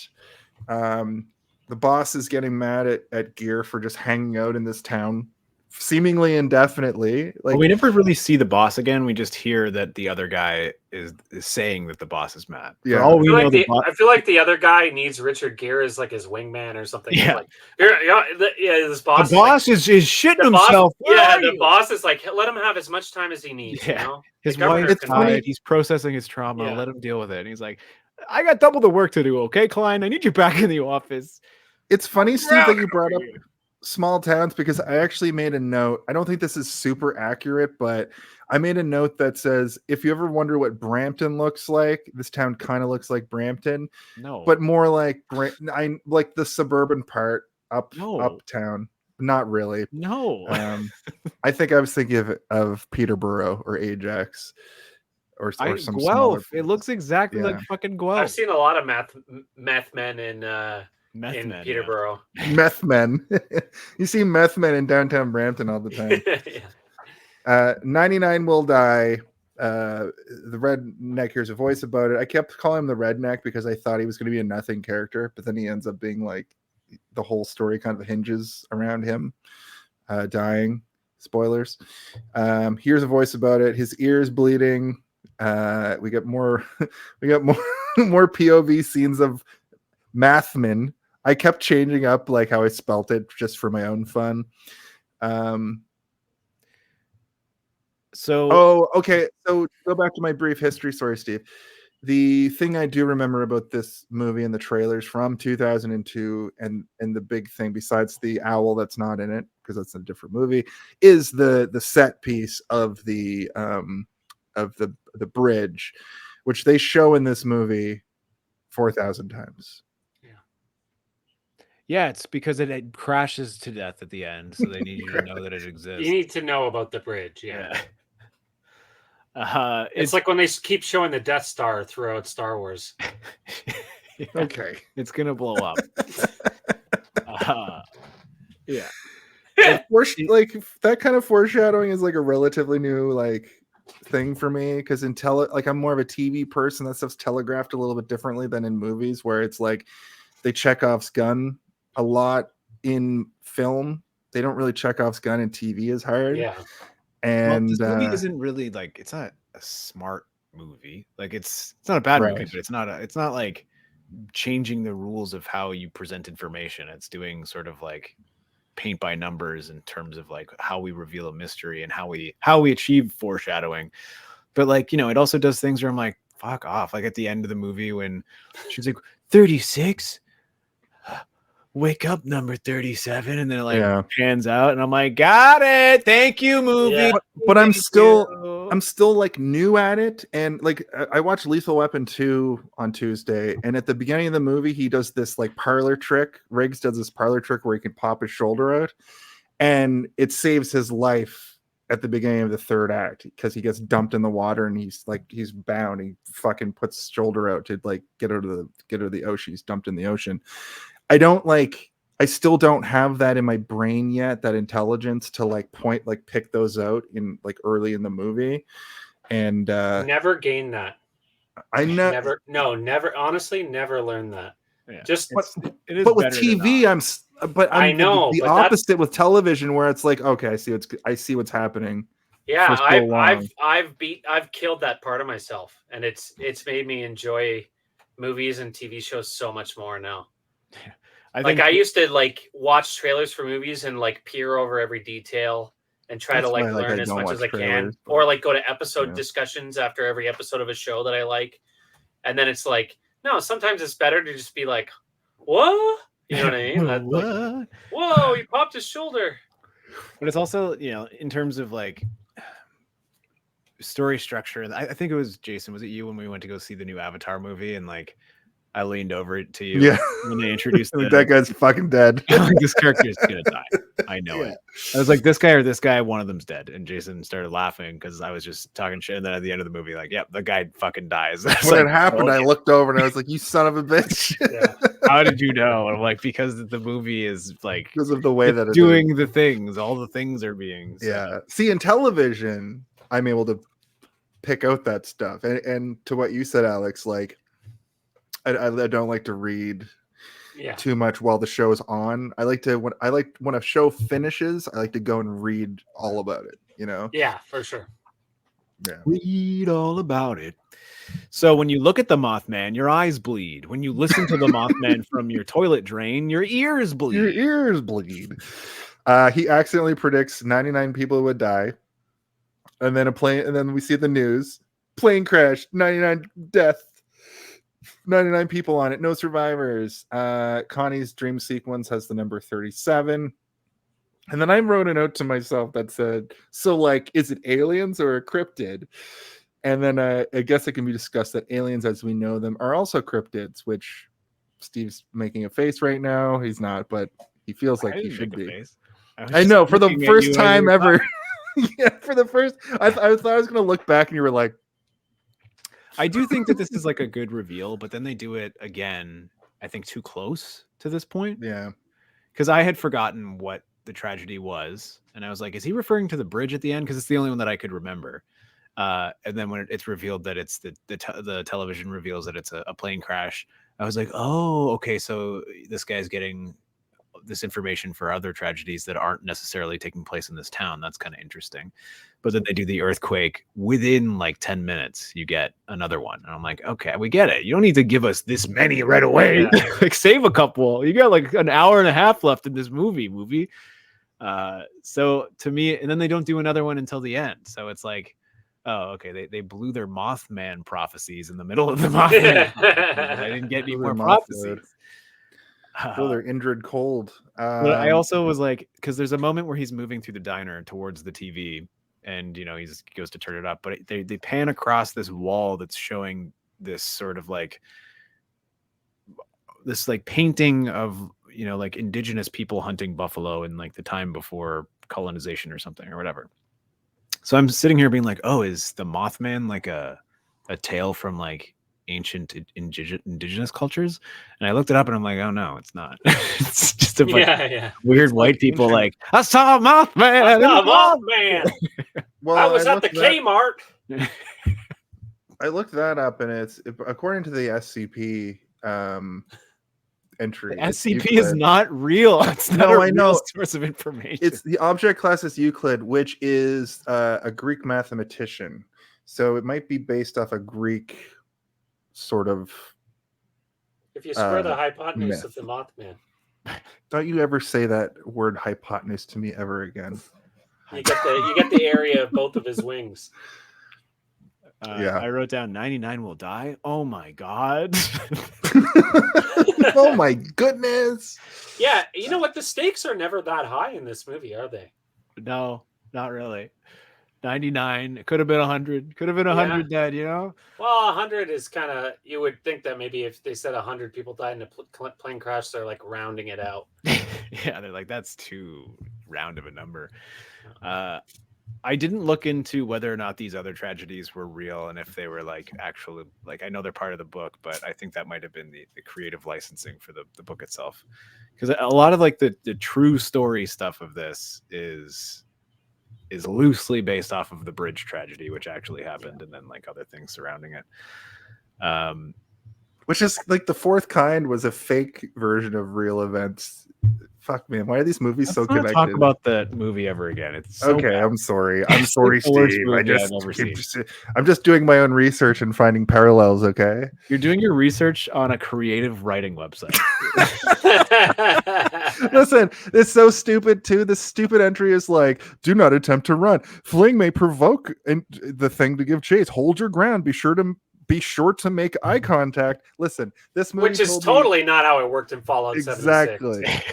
Also, that my other source for information about the Mothman. You're supposed to not look the Mothman in the eyes. It'll burn your retinas. Yeah, and make you see prophecies. Do you not wear 300 die of the equator? Do not wear revealing clothes. The Mothman is a pervert. yeah. He will come into your closet and crash your fun time. We are introduced to Indrid Cold at this point. If he gets a call, John gets a call, starts getting cryptic calls from this voice, who provides accurate predictions about upcoming tragedies. That's what a funny way to fucking phrase that. Yeah, coming this summer. Soon. Yeah. 300 die at the equator. and meanwhile, John's own experiences start becoming increasingly disturbing. And this is where Connie has her stupid fucking wake up number 37 dream. John becomes convinced the Mothman is connected to an impending disaster. Are you fucking dumb, John? Like, yes, of course. So yes, like I mentioned several times now, he does get the call from Indrid that's like 300 will die at the equator. Ecuador has an earthquake. I made a note that around now would be the Home Alone, but that's not my Home Alone at all. The call with Indrid Cold is spooky. He knows what's happening exactly. This is the scene where we get the famous chapstick line. Is this the breakdown from ChatGPT, or is this your own notes? No, I've transitioned into my own. Okay. Because you're skipping over a lot of stuff I'd like to talk about. I so what I've been doing is I read the swath and then I go back to my notes and read. Okay. Because I'm able to. I've figured out how to. I want to talk about, is he dating the nurse now all of a sudden, or not the nurse, the cop? Because like they're just in her house and he's wiping her tears off her face and shit. Well, they jump around time so much that it almost feels like they started having an emotional affair, at least much earlier in the movie. Immediately, like he gets there immediately and like hugs her really early into them knowing each other in that way. It's like they've done it, right? They've probably already done it at that point. But I mean, thank you for not showing it. I'm glad they don't really dig into it because I don't care. I'm like, if they had to also integrate a romance into this, I really wouldn't give a shit about it. But I mean, I also don't really give a shit about a lot of the other stuff that's happening, so maybe it would have been good. I don't know. I don't know. But this is where you get her dream where she's drowning in presents. And I'm like, okay, she's also going to die on Christmas Eve. duh. But then you get the line like number 37, and we've already been given information that like with numbers. Ingrid is giving you numbers and stuff. It's like Mothman's very number based, eh? Yeah, he's got autism. The Mothman is autistic. Oh, so the Greek mathematician thing isn't so ridiculous now, is it? Hypotenuse. I didn't say it was, Jason. You extrapolated from a look what I was thinking. A look that I made up before I looked back at the screen. Yeah. You just saw a look that he's going to do later. Oh yeah, I had a Mothman prophecy about you giving me a dirty look. Or maybe it was from a previous or future episode. Yeah, it happens so much. This fucking guy. I get this fucking guy look from Steve like so much. I want to hey, people watching this in the future or the past, please make a supercut of Steve being like, what the fuck is this guy talking about supercut? All right. So chapstick. Insert that there. Yeah, this is where the chapstick comes into play. I like that. I like how dumb Ingrid Cold's voice sounds like. Like it's just so silly. Like I do a robot voice. I do a lot of audio work, and I have to manipulate voices often. And I know exactly how they did this voice. And it's funny that he takes it to an audio technician who's like, "This is not coming from human vocal cords." And I'm like, and then you got this guy. Yeah, exactly. They also run that on John's voice at one point too, where they're like, it's him. We checked we sent it to a guy. This audio character is definitely the worst part of the movie for me. Yeah. This is like, okay, I feel like it's like 60% of the way through the movie. They're like, hey, what if the people watching this movie are fucking stupid?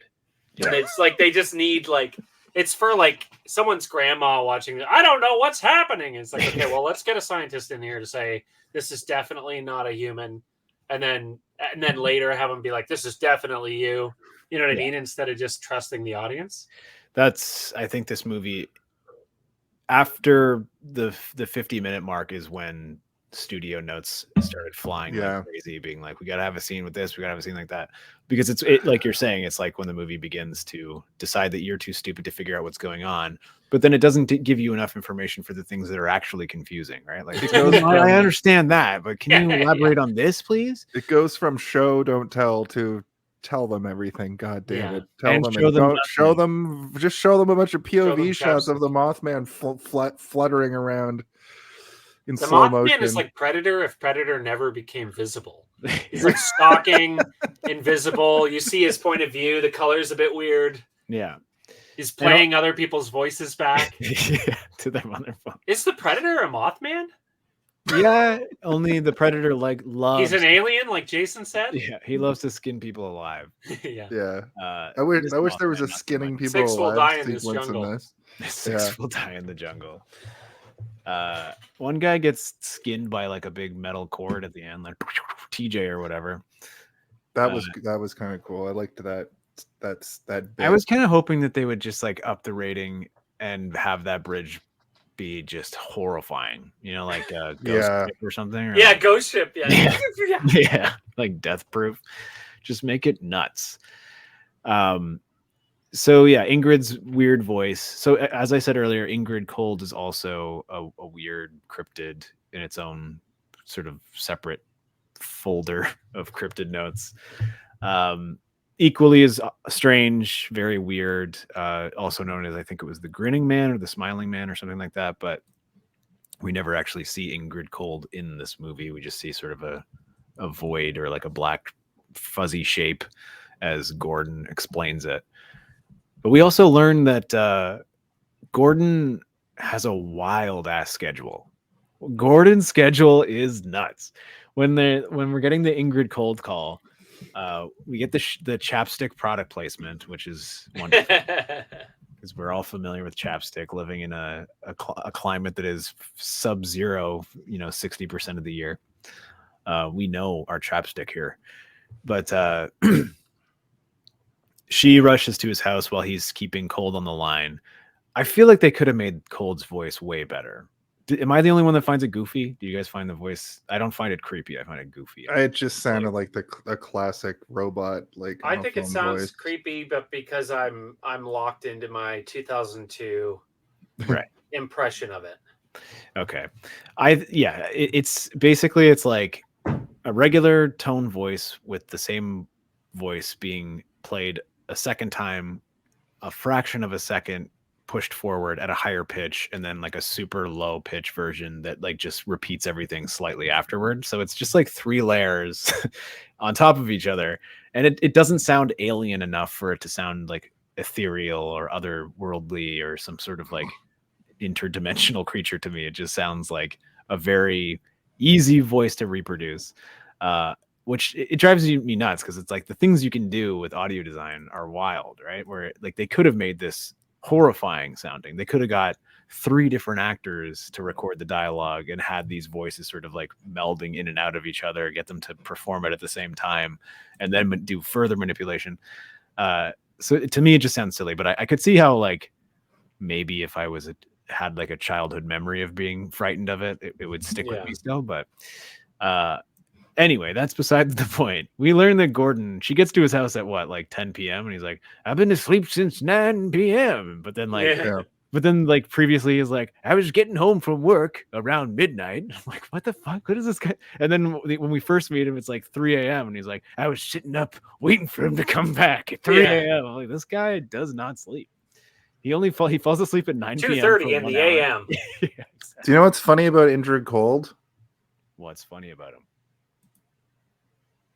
This is what he looks like. That's an artist's rendition. That's not what he actually looks like. Well, I'm not the SCP. There's no SCP entry for him, but there is a cryptid wiki entry for him, and there's lots of information about him. He was first seen in 1966 in West Virginia, and he's oftentimes connected to the Mothman, but he is commonly associated with UFO activity and believed to be an alien and could be connected with the Men in Black. So Steve is like, I'm out. Yeah. No, everything you're saying is what I also had read about. I had never heard of this character. I thought it was an interesting like prophecy sort of storytelling element.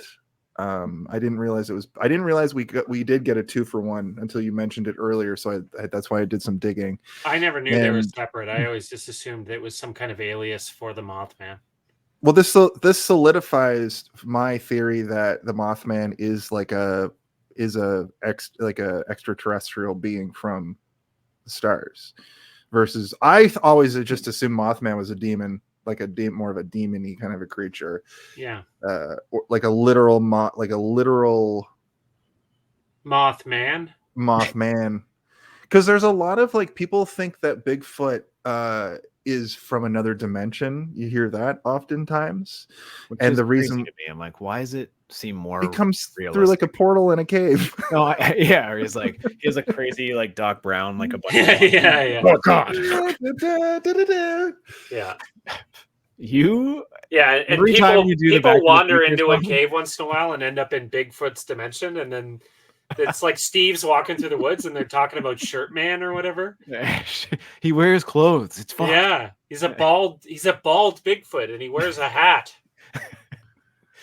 Oh man, I was gonna say, Jason, every time you do the Back to the Future chime, you do the Green Ranger theme from Power Rangers every single time. Dun, dun, dun, dun. I can't like Tommy, dude. Rest in peace, Green Ranger. I can't find it in my brain every time. It's when I try very to do similar. it. It's the Green Ranger just is missing a lot of notes. Oh no, I got it. Dun, dun, dun, dun, dun, dun, dun. Yeah, perfect. Yeah. This is actually going to make me mad if we don't stop. So,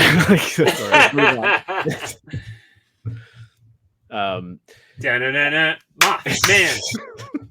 You're gonna kill the grinning man came out of the vehicle with a dark tan and walked up to the Derenberg and telepathically said, "My name is Indris Cold, and I mean you no harm." Cold said he just wanted to know more about the human race, and he would visit Derenberger again.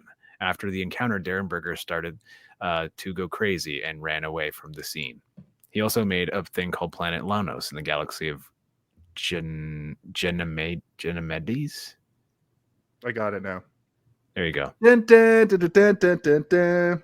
That's closer. I had Close. to listen to it to actually like. It goes. Yeah. Yeah. Okay. It's like back in time. Okay, so What if Marty McFly took a bad turn in the DeLorean and smashed his head against the wind? Yeah, and the doc took him to the hospital, and he's Yeah. like, "You have gyroblastosis, Marty. Marty, we have to go back in time, Marty, to stop your gyroblastosis. You've got an enormous tumor on the frontal lobe of your brain." We need the almanac to save your life. Where we're going, we don't need closets. We don't have $500,000 for the surgery, Marty. We did a Michael J. Fox movie on Monday. Yeah. But But he only has this element of the Michael J. Fox because he's like early Parkinson's. He doesn't have the voice. You know, Jesus Christ. He's got a little tick that he's had since the 80s that I think is part of his Parkinson's. Is that what you think?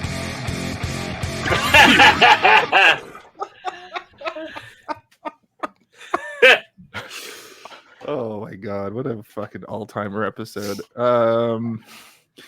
Oh, can I get a name drop? Can I get a name drop, please? I got a close enough name drop. Sorry, oh yeah. That's when they said the name of the movie in the movie.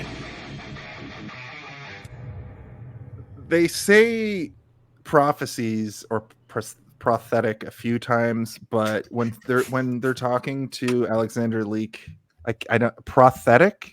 No, I was laughing because earlier you said prosthetic instead of prophetic, and I was like the Mothman prostheses. Prosthetics. Yeah. And I was just thinking about like phantom limb syndrome, and I was trying to formulate some sort of Is a joke wooden like, wing. I think my favorite thing that's happened in the recent few episodes, Steve, is when I say a thing and I think you're trying to rib me, but really you're just working through jokes in your head and don't come up with a joke, but you're just laughing at the things you're thinking. It's the very concept funny of the joke is to there, me. but I'm like, where's the joke? Where is it? Can I find it before the time runs out? Because there's a timer before it expires. And yeah, it's about sometimes 4 seconds. Sometimes you don't find it. Yeah. At 1 hour, 2 minutes, 40 seconds, he finally says Mothman. I think that for a movie about the Mothman, the fact that it's finally like said out loud by Alexander Leak, I thought that was worth noting in that context. That guy's crazy as a shithouse rat. That's my note. I do like a professorial figure in these types of movies, but I don't feel like it was very good in this movie. And I think, Alex, you're right. It just felt like the studio shoving a character in to be like, we need to explain this to some boomer who's like, right? Did he? So is it an alien or a Mothman? Where's Mary? I haven't seen Mary in a couple minutes. Yeah. They never resolved her brain tumor. I saw a moth once. Oh, shit, 65% over. Mary died in the first 20 minutes. How's that? Yeah. That's all of our impression of the fire chief. Yeah. In this movie. Why did that guy say that she's not married? Yeah. Listen, that's what it sounded like to me. Okay? You're such like you're an audio file. Like you listen to shit on headphones. Like you're painted. You're dialed in on that sound. But you're just stupid. Okay. Listen, I'm gonna go to bat for my co-host here and agree with you. Sorry, Steve. I know you didn't like that. Sound. Yep, there it is. There it is. I was waiting for it. I think but only this I dude can get away with that. Yeah, I apologize. I actually do. He does fully believe in the Mothman. He says they don't exist in our reality. Chalks them up. He chalks them up to be like a buildup of energy before disaster strikes.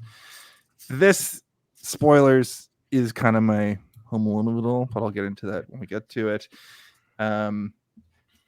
Notice them, and you notice that you noticed them. Why did I write that? Is that just a weird? That's what he says. He literally, he's like, you noticed them. And they noticed that you noticed them. And we noticed that he noticed that they noticed them. Yeah. It's like in Mystery Men where he's like, I knew that you'd know that I knew, but I didn't. I only knew you'd know I know you knew. Did you know that? Did you know that? But that's why it's because his wife died in a Mothman related scenario. That I think that's and that's kind of why they picked him. They're like, hey, you can save one person. Yeah, in the great mothening. We're also like, spoilers for the next part of the discussion. We discover that he is also a mothite, as I call them, the people have been exposed to the moth. Yeah, moth heads. Moth heads, yeah. The moth army. He's part of it, and he was obsessed at one point as well, but he had to give it up because I don't know why. It's not really made clear. His wife was like, "Stop that." Well, his wife left. He lost his wife. He lost. Yeah, he went to an asylum. He's not even married. Yeah. His wife's gone. His wife, Mary, is not married. Yeah. So yeah, I mean, it's explained as in like, but there was no immediate danger. It was just he was driving himself insane, or to the very least he was driving other people to think that he was insane, and it was affecting his life. He was just driving other people insane because he won't stop talking about it. He's the cautionary tale for Richard Gere to be like, this is where I'm headed if I don't give this up. If you don't give it up, you could be a rich professor in a penthouse suite apartment surrounded by your favorite books too. Yeah. Living in relative comfort. Like, sign me up. Totally safe. I do have sort of like the part where he sees Gordon on the bridge, I think is around we're kind of going into the third act, like the home stretch bit. Indrid calls him again, but it's like a situation where he gets a call in the early morning that Gordon's out somewhere after he sees him out at night. Finds him dead of exposure in the woods, and the Connie shows up, and she's like, this dude's been in the woods for 8 hours. Like, he's been dead for a while. He died of exposure. When did he call? He was like, he called me 1 hour ago. And Connie's like, I can't fathom what you're telling me right now. She always has that, like, I'm tired of this shit. Tired of this every shit. time he reveals a little thing, she's like, this is ridiculous. Let's go fuck.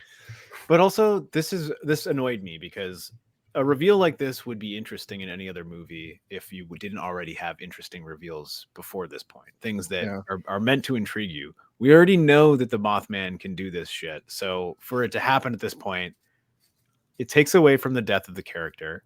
It doesn't really reveal anything new to us and makes us think that Connie is fucking stupid. Like, it makes us be like, why isn't she believe him? Like, she's also seen all of this magical weird shit happening. It's the X-Files, and Scully sees endless paranormal shit from 8 seasons and finally believes it once Agent Doggett comes in.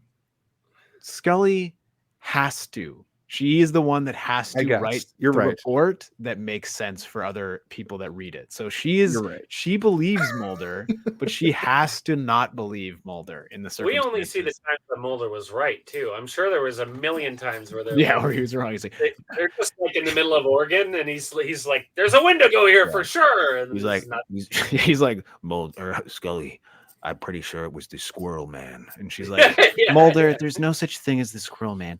No, I've been in these. Tell that to the stack of bodies he left behind. And it's just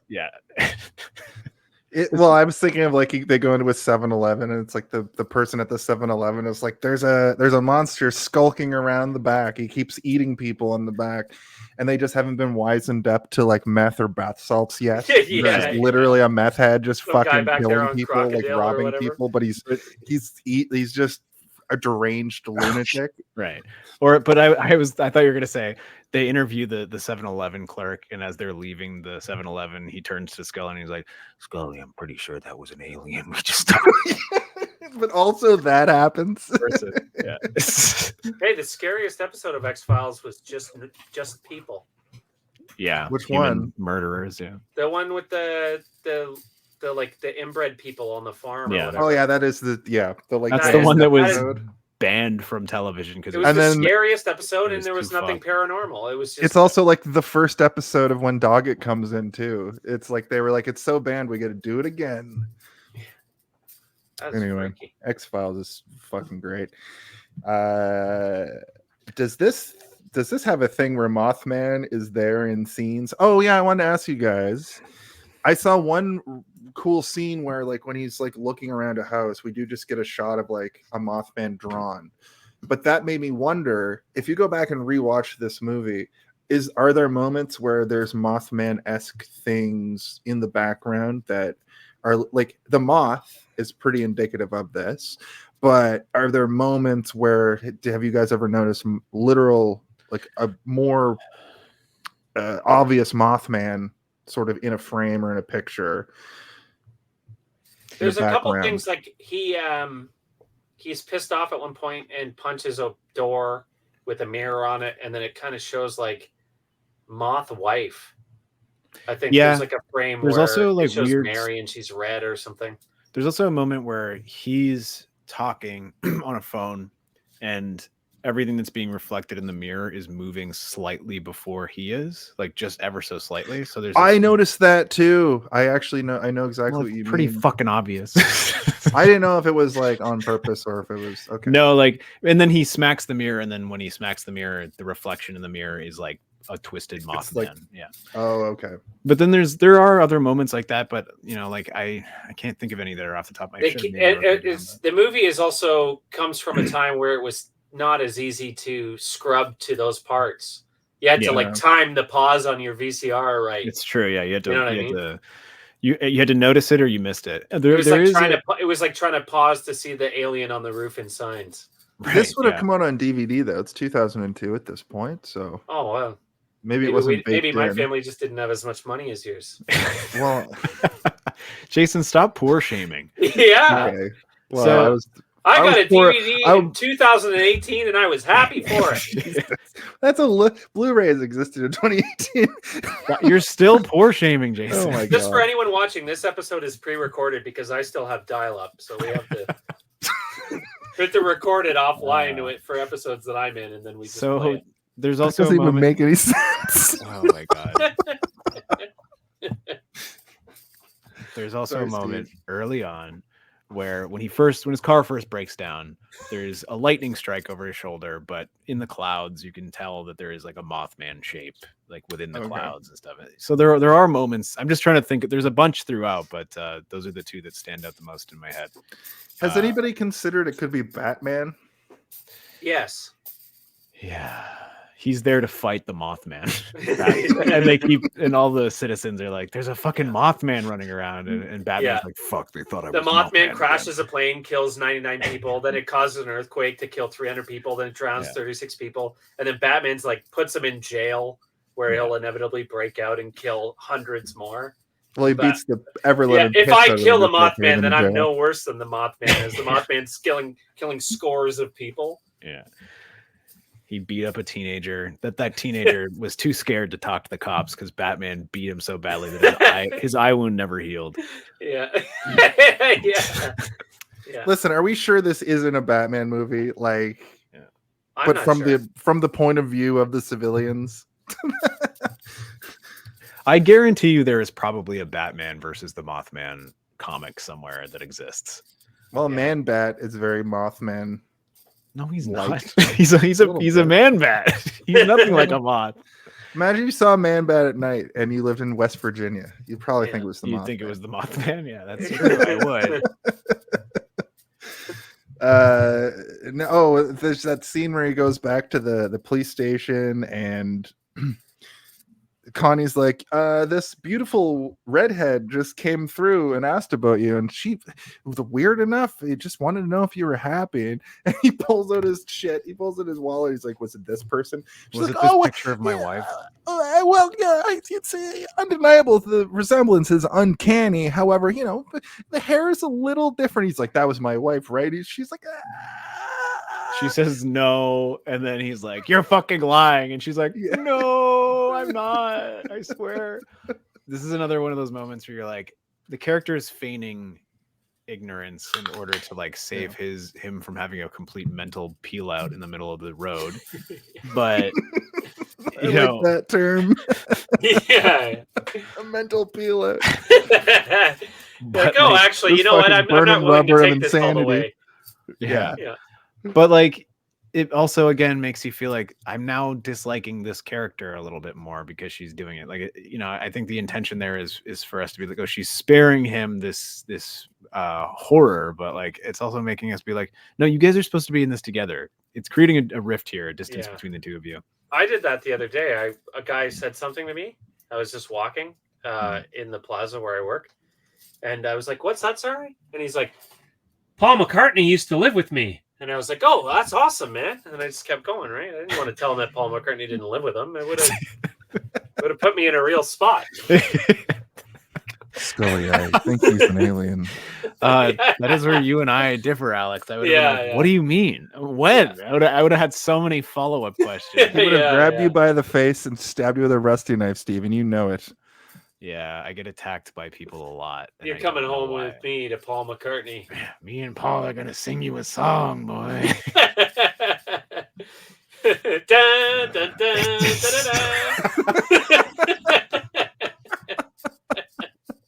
I can't remember the Back to the Future theme. It's just fucking Green Ranger all the way down.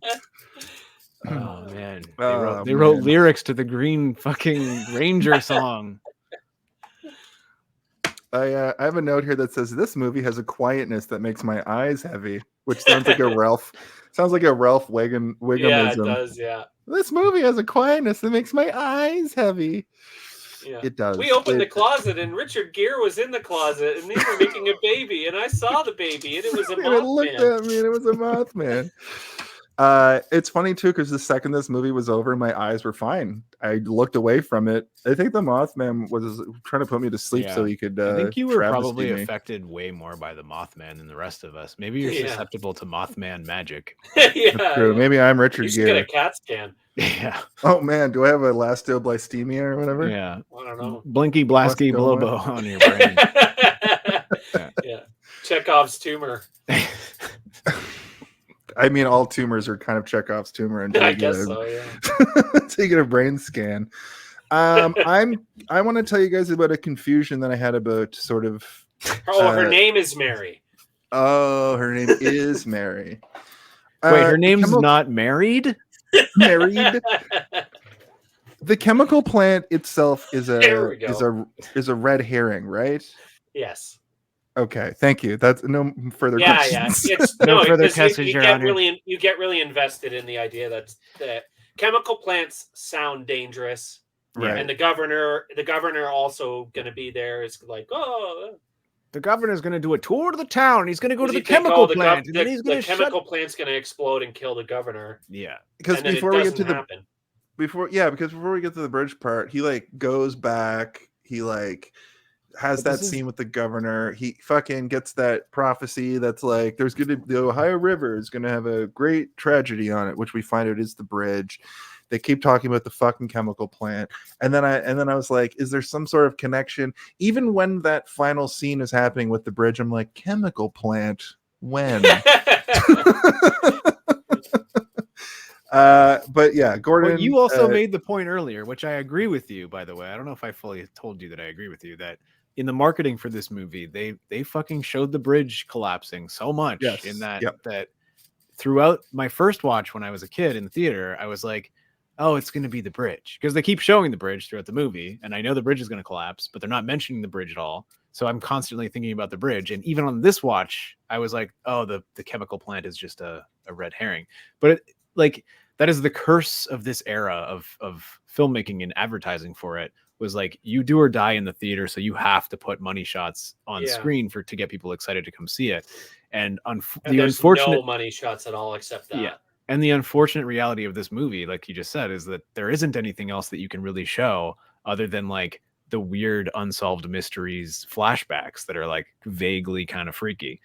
I can't imagine being the editor. Imagine like the trailer editor, and they're like, you can't show anything from the bridge. And he's like, Okay. Okay. Can I Let's use just wet chemical road plant? footage? Yeah. It's gonna be. They're gonna think it's a Wet Road movie. We have hundreds of hours of Wet Road footage. What do we I do told with you several times we are not under the Wet Road genre. We can't do it. It's like The Bear as a comedy. You could probably make a comedy that is just the story is just the person trying to cut a trailer for the Mothman Prophecies without throwing the bridge. That's the movie. Yeah. Just to move things along a bit here, it's Christmas Eve. John realizes the Mothman Prophecies point to a disaster at the Silver Bridge. He rushes to the bridge. Well, you're missing. He doesn't. He doesn't realize that though. He still thinks it's the chemical. He gets a plant. call. Well, I want to talk about the fact that we get the call. He gets the call from Connie. It feels very much like we're supposed to wonder whether or not this call is real or Indrid Cold.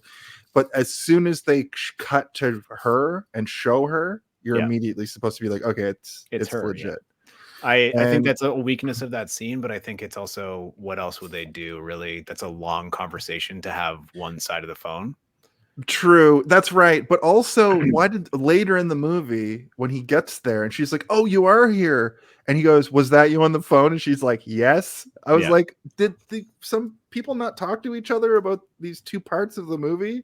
Because he would have got to the airport and been like, "She bought me a ticket," and they would have been like, "There's no record of her buying a ticket for you, sir," unless the Mothman is like, "Hello, book a flight just to one Ohio. ticket, please." 4, 6, 8, 2, 9, 6, 5, 5. Credit card number. Credit card number. Expiry date. Yeah. Never. I prefer an My name aisle on seat. the card is I Cold. Oh man. CSV 666.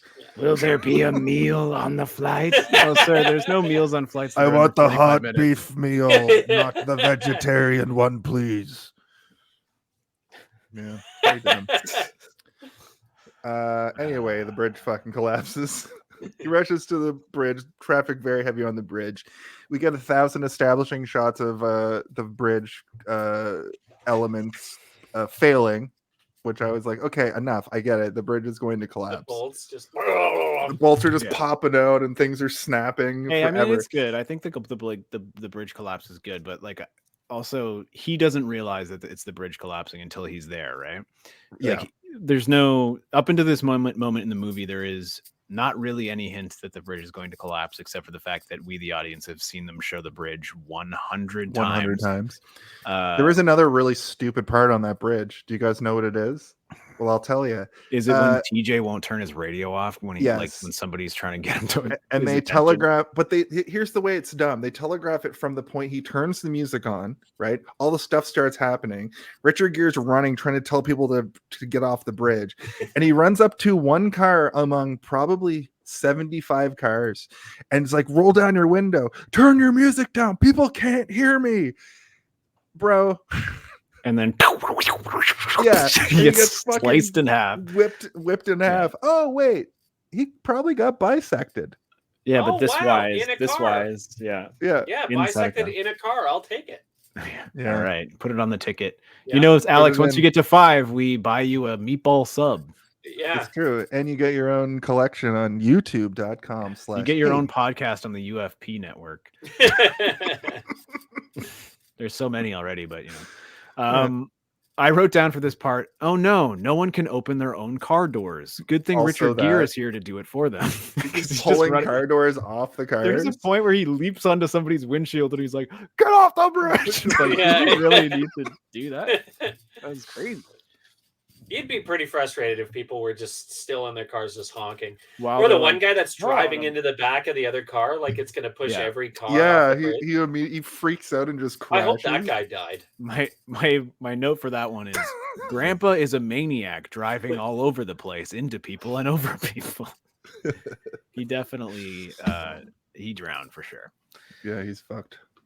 Maybe he just like maybe he knew that he's like, there's no way in hell I'm getting off this bridge with these old things, and looking at his legs. So he's like, let's put the pedal to the metal. TJ is a fucking idiot. Turn down your damn music, you crackhead, is what I wrote. We skipped over the part where he has the call from Connie. I glossed over the part where Connie's like, Mary's not going to call you on the anniversary of her death. And Richard Gere, John is going like he's losing his fucking mind at this point, and he will not accept that he's probably not going to get this call from a person. But he gets off the phone with Connie, and the phone rings, and he smashes the phone he unplugs it and bursts it to bits, which I was like, that could have just been like anybody calling you on Christmas. No, it was the Mothman. It was his boss. You coming to the? I gotta have my star reporter at the Christmas. You coming to this bridge or what? Yeah, what's it going to look like if I don't have my star reporter? Yeah, But no, it's Connie calling. The reservation for the flight is under I cold. But he doesn't destroy the phone. He does rip it out of the wall, but then the phone starts ringing still afterwards, being like, "Ooh, Mothman magic." He's on the other line.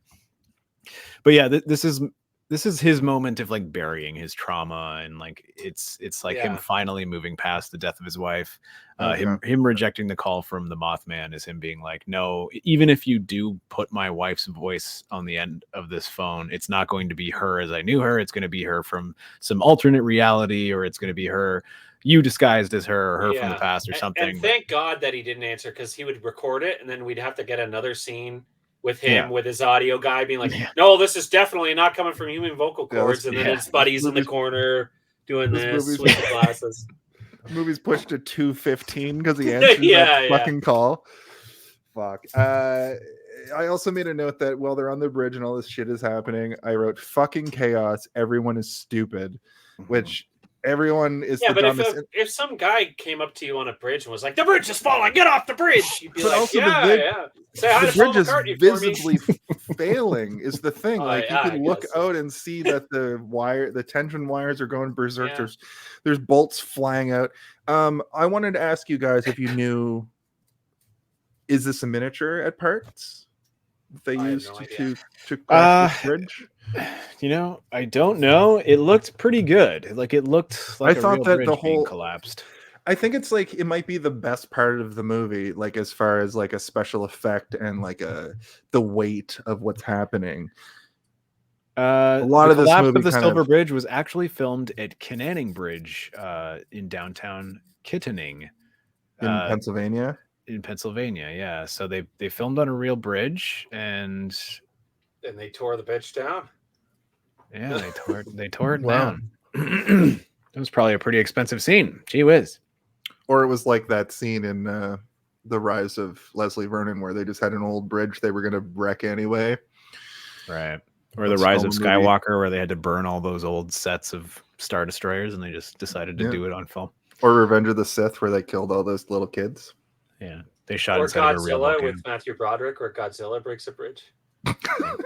Or like they saved money because Hayden Christensen decided he was actually going to light himself on fire at the end of the film. So he just did it on camera to save some. The reason why he didn't come back into movies for so long is because he had to get major reconstructive surgery over the course of 20 years.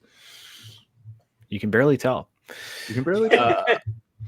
All right. So yeah, and then we get the everyone dies thing is fine, and he saves her from the water. Saves her. Yeah. That was like, you know, kind of nice. I was like, okay, good. I'm glad that he saved her. It's like he goes through quite the gauntlet to take a situation where it's not like she was the only one who was going to die and he saved her. That would be 100% of the people saved. It's not like 37 people were going to die and he saved them all. But it's like 37 people were going to die and he saved one. Like he saved like 3% of the people that were going to die. I thought that was a little goofy. That he may have saved more because people were getting out and running off the bridge. There's a chance that the death toll could have been higher. I think the main issue with the main character syndrome was that 37 were going to die and she was going to be one of them. Right. But they never say total. Like she's just referred to as 37, right? Yeah. Yes. What? So people were going to die after her? Yeah, there could have been number 40, 48, 50. Sure, yeah. It's very reminiscent. TJ was clearly number one. All right, TJ, you're number one. The Mothman keeps telling him. He's like, the Mothman keeps telling me I'm number one. No, you're number one, TJ. If the Mothman says it, it must be true. His ears are bleeding. I'm number one. I'm number one. You know, McDoyle, I have a feeling your whole family's going down. He was the quarterback for the Virginia Tech Mothmen. He was number one. Yeah. He's doing chapstick commercials. Yeah. Just chapping I think the biggest under eyes. He's like, it works for under your eyes as well. I If think you have the an biggest eye wound that won't heal, chapstick. chapstick. So I think the biggest twist in this movie is that they reveal at the very end it's based off a true story. I could not there's 5 wait, this is based on a true story, 5 question marks in my notes. yeah. Well, I mean, it's the bridge collapse is a real thing, and then someone wrote a book about it. 47 people died in the real bridge collapse. Why'd they change that? Maybe they probably changed names, locations, and numbers just to be like, we don't want to, have it hit too close to home. 3, and then it's like, then now that's sensitive. Yeah. I don't understand. I think it's like probably a butterfly man told someone that the bridge was going to collapse in real life. Yeah. Ironically enough, the true story of the Mothman is very similar to the movie The Butterfly Effect, and the Butterfly Effect is really similar to this. Yeah. But that, like, you can see that you can compare and contrast the two films as far as prophecies go, Yeah. And Nicolas Cage's Knowing. Yeah. Also, is that another one about? It's also like, I don't know. His son writes a bunch of praying mantis. The praying mantis comes and is like, and you're like, oh shit, fucking 9/11's gonna happen. That's exactly the story. Have you seen it? Nope. I mean, yep. Yeah, praying mantis is scratching dates on a chalkboard. Can only do the 11 note, and it looks like Nicolas Cage plays a custodian at a primary school, and he's like, this praying mantis keeps coming in here every day and writing numbers on the board, and I don't know what to do about it. Numbers like 1, 2, 3, 4, 5, 6, 7. That was a reference to that. Okay. So that's the end of the film. So I guess all there's left to do is, according to my notes, talk about the Home Alone of it all. If you had to pick one, what do you think the Home Alone of it all? Is the Home Alone of it all? Can someone please tell me when the Home Alone? I really gotta know. When is the Home Alone of it all? What is the Home Alone of it all? Now that's the Home Alone of it all.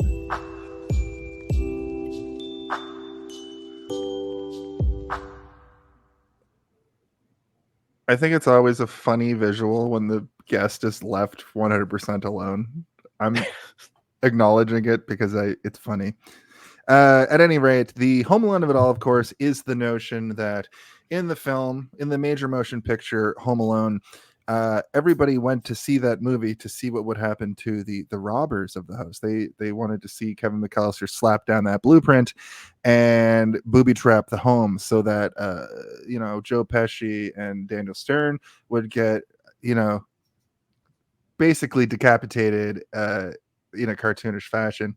In a lot of films, I have found that you can sort of find that beat the moment you came to see. Or, sometimes it manifests as the third act. Sometimes it's just the trailer moments. Excuse me. This is going to be tricky, I think, as we do on this show. The guest always goes first. So, Alex, you've been watching this movie since probably 2002. Yeah. What's your Home? You understand the concept of the Home Alone of it all. You've been here a couple times. Yeah. What's your Home Alone of it all for the Mothman Prophecies? I gotta say, in my mind, the big scene for me is literally the chapstick. So it's like, and when I'm watching the movie, I'm waiting for it. And also, when I watched it for the first time, that was where I was like, okay, the Mothman knows something that no human person could know. That's the revealing of the omnipotency. And that lends credence to the prophecies of the Mothman. That's when I believed in the prophecies of the Mothman. Because I was like, whoever on the phone, and in my mind, Ingrid Cole and the Mothman were synonymous. I wasn't aware that they were a separate entity, or supposed to be. So in my mind, I'm like, okay, the Mothman sees the chapstick and knows. Yeah. And Well, I mean, in this, he is the Mothman. he is, I guess, Yeah, in the movie, in the context of the movie, he is. Yeah. But so for me, that was when I was like, okay, shit's getting real. Now it's time to start believing the Mothman all the time. And that's when I was kind of like, yeah, the Mothman's real. You know what I mean? Listen to the conspiracies and all. He's this. here. Close the borders. Yeah. Yeah. Yeah, I would say that was the moment for me. Yeah. Great, man. No, that makes sense. How about you, Steve? I mean, I have to agree. Like that's close to what I was going to say as well. I think it was the phone call. As weird as it is, it's also the moment where the movie starts to sort of meander and fall apart for me. But like, it is the moment where the prophecies are confirmed. This is an entity beyond our understanding. But I think my secondary one would be when he is having the realization that something has happened to him, where the mystery really starts to unfold on itself. And we realize there's more to this than meets the eye, and we're in for a real mystery. So the part, basically the map, where he's like, oh, right near the border, and with he's Ohio, like, over here, way over here. That's probably where my interest is piqued, and I'm excited to see where it goes after that. That's great too. For me, I'm gonna go kind of old school, and I think the way that it's telegraphed sort of through the whole movie, and the way that I remember this movie, I think I'm gonna go bridge sequence. Yeah. And it's a little different because it's not it for once in my analytical brain, it's not the like plot that has anything to do with it. It's that the next time I watch this, if ever, I'm going to just be waiting for that last like chaotic 10 minutes on the bridge, because it has the most interesting set piece. It has the most interesting things that happen to people on a more action-y kind of level. And I already know the whole story now of the movie. Now just get to the fucking part where a guy gets whipped by a CGI rope that's actually made of rebar. Yeah. I mean, if this movie was made today, it would open with him having a Mothman prophecy in his bed of the bridge being ripped apart like immediately. So you'd have to be on the whole time. You'd get that scene of like we start at the bridge during it, and it's like, I guess you wonder how I got the kind of trope. Or we'd have like a real Batman villain style Mothman, where he'd be showing him a million different prophecies, and he'd have to be figuring out which one's the real one. So the chemical fusion would happen. He'd be driving down the road. I never believed in the Mothman at first. Yeah. That's that would, and then it's like a highway, like you see the moon in the distance, super wet. It pans down to a fucking street light with a million moths around it. Yeah, that's good. That's good. I like that, guys. We should rewrite the Mothman prophecies, guys. Make it a noir detective, like Sin City style story. We'll find the guy that did the music video for Hotline Bling, and we'll get him in here. We'll find the guy who made the music video for the Mothman prophecies. We'll just get him back. We'll just get him back to do it. All the promotional material that you made for this episode, Steve, was all in black and white. I thought it was going to be a bit more noiry, but it's not. It's just Richard Gere losing his mind for 2 fucking The reason hours. for that is because our original guest, his photo is a very noir looking picture, so I was matching it all to his sort of headshot picture. But yeah, kind of works in an alternate reality. In a Mothman style future, there's a different version of this movie where it's way more stylized and visually different. I look forward to you adjusting the contrast on the Harry and the Hendersons to be more noir. In a world. That's true. It's so colorful. All the promo stuff I did for it's like every color in the rainbow is because like the title of Harry and the Hendersons is like an actual rainbow surrounding the title. Literally all the primary colors, and then great. Well, before we get out of here and get to our final thoughts, let's play a little game. It's time to play Guess the MPAA. Hello, everybody. My name is Jack Mathman, the Mothman Prophecy Man.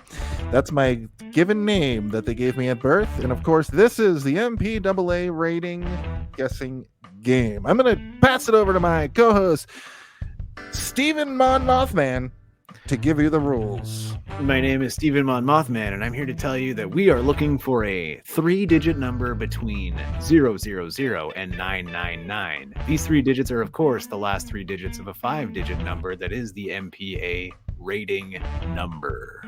We need a guess between 000 and 999. Alex Gow, why don't you start us off?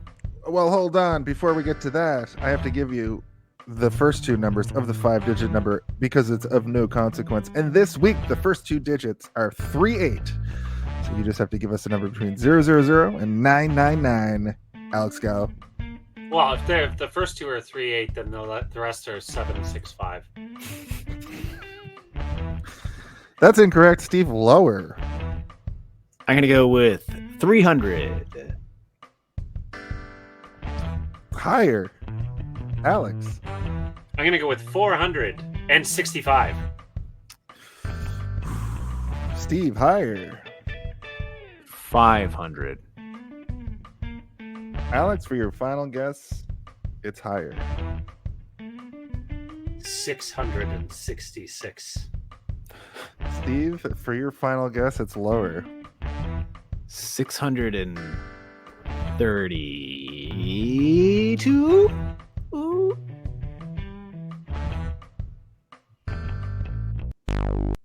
Ah. Such a. We should get that. We should get that on here. Yeah, they do the new Chucky laugh. No, this week it was a very compelling, intriguing number. The number this week was 38652. So Steve was pretty close. The MPAA, everyone. The MPAA. Wow. I was only 14 off. Unfortunately, it is not. Oh, maybe it should be fucking. Say. I almost said Saved by the Bell. Price is Right rules. Maybe we should. Season 3 is coming up. We're gonna rework the game and figure it out. But now let's go to our final thoughts. Oh no, I can't find it. There we go. It's time for our final thoughts.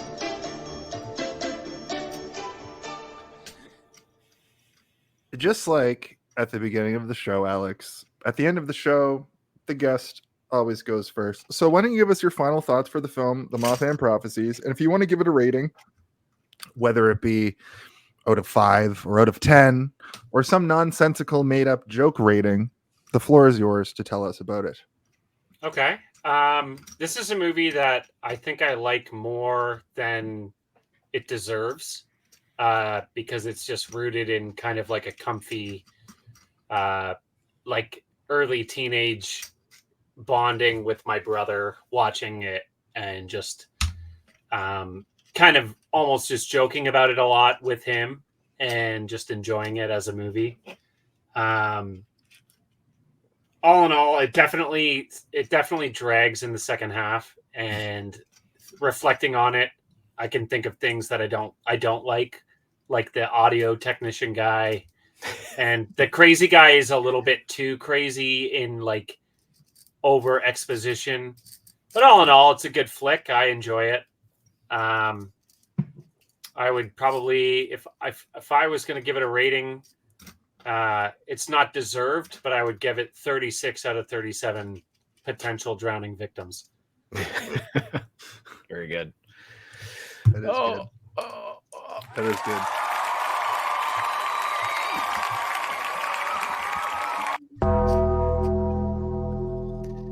All right, Steve. Yeah, I mean, I was bored the first time I watched it. I don't really remember the second time I watched it. And the third time I watched it, I really like the first half. I think it's extremely strong, but it just doesn't hold up for me. And a lot of the logic of the movie itself is sort of folding inward on itself and piercing itself and making it difficult to follow for the sake of making it difficult to follow, because you're supposed to be confused. You're supposed to be as confused as the characters in the movie, which I don't know if that's necessarily a good thing. So I don't think it's a terrible movie, but I do think that it is something that you have to be in a very particular mood to sit down and enjoy. And Jason, I think that watching it in 2 chunks on your lunch break at work is probably not the best scenario to watch a movie like this. What about watching it in your imagination? When you decide to do a podcast on it 2 hours before the podcast. Yeah, that's probably the best way. And just remembering all of the good parts with your brother. Yeah. I was going to say, what about imagining another version of yourself in another dimension, watching it and enjoying it and talking about how much you liked it? Whoa. But if I was to give it a rating, I would probably give it the title of a confusing entity that lives inside of your phone and in your drain pipes. Or if it gives you the feeling of being on a bridge that's collapsing while trapped inside of a car and not being able to remember how to open the door of your car to get out and save yourself. That's my rating.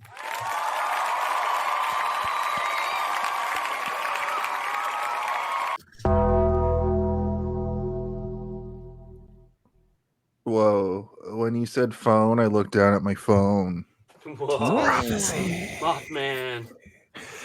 I will say before so when I write my reaction as soon as I finish the movie, so it's going to be a little bit scathing, but I will say, Alex, thank you for coming on, because this couldn't have ended up in a better situation. What a fucking kismet sort of experience that I've had. I had the one guy that likes Mothman Prophecies and remembers the movie. In our chat that has like 7 people in it, in a world where fucking I feel like nobody's really seen this movie, but I had a very enjoyable experience talking about it with you, which that's a 10 out of 10. But what a whatever movie. It was fine. I liked its weird dream like ethereal bits, but I had a hard time keeping my eyes open for it. Something about the score / background sounds made me tired. I did like Laura Linney's performance, and Richard Gere was also good. I've never really seen a Richard Gere movie, which is true. I think the target demo for this movie was 45 to 65-year-olds in the 90s, which was a very different kind of person. This kind of person that can't believe what they are seeing. What? I can't believe what my 45-year-old eyes are seeing. Yes, the whole time I think where's Will? Yeah, we made it. You guys were joking about it earlier. Like, what's going on? How's that? He's married. You're gonna have to start bumping that age though too. You're getting close to 40. I'm gonna be 25 forever. I say. Yeah. I did give it a 2.7 out of 5, which is a pretty commendable rating, because it's not like a bad movie. Like at the end of the day, it's fine. Like it's fine. There's nothing egregious about it. It is fine. Yeah. It's got some dumb logic. It's got some pretty stupid. It's got like this one line at the beginning where he's like, "She's not even married." Not even close. I also not that bad, serviceable. I give this movie.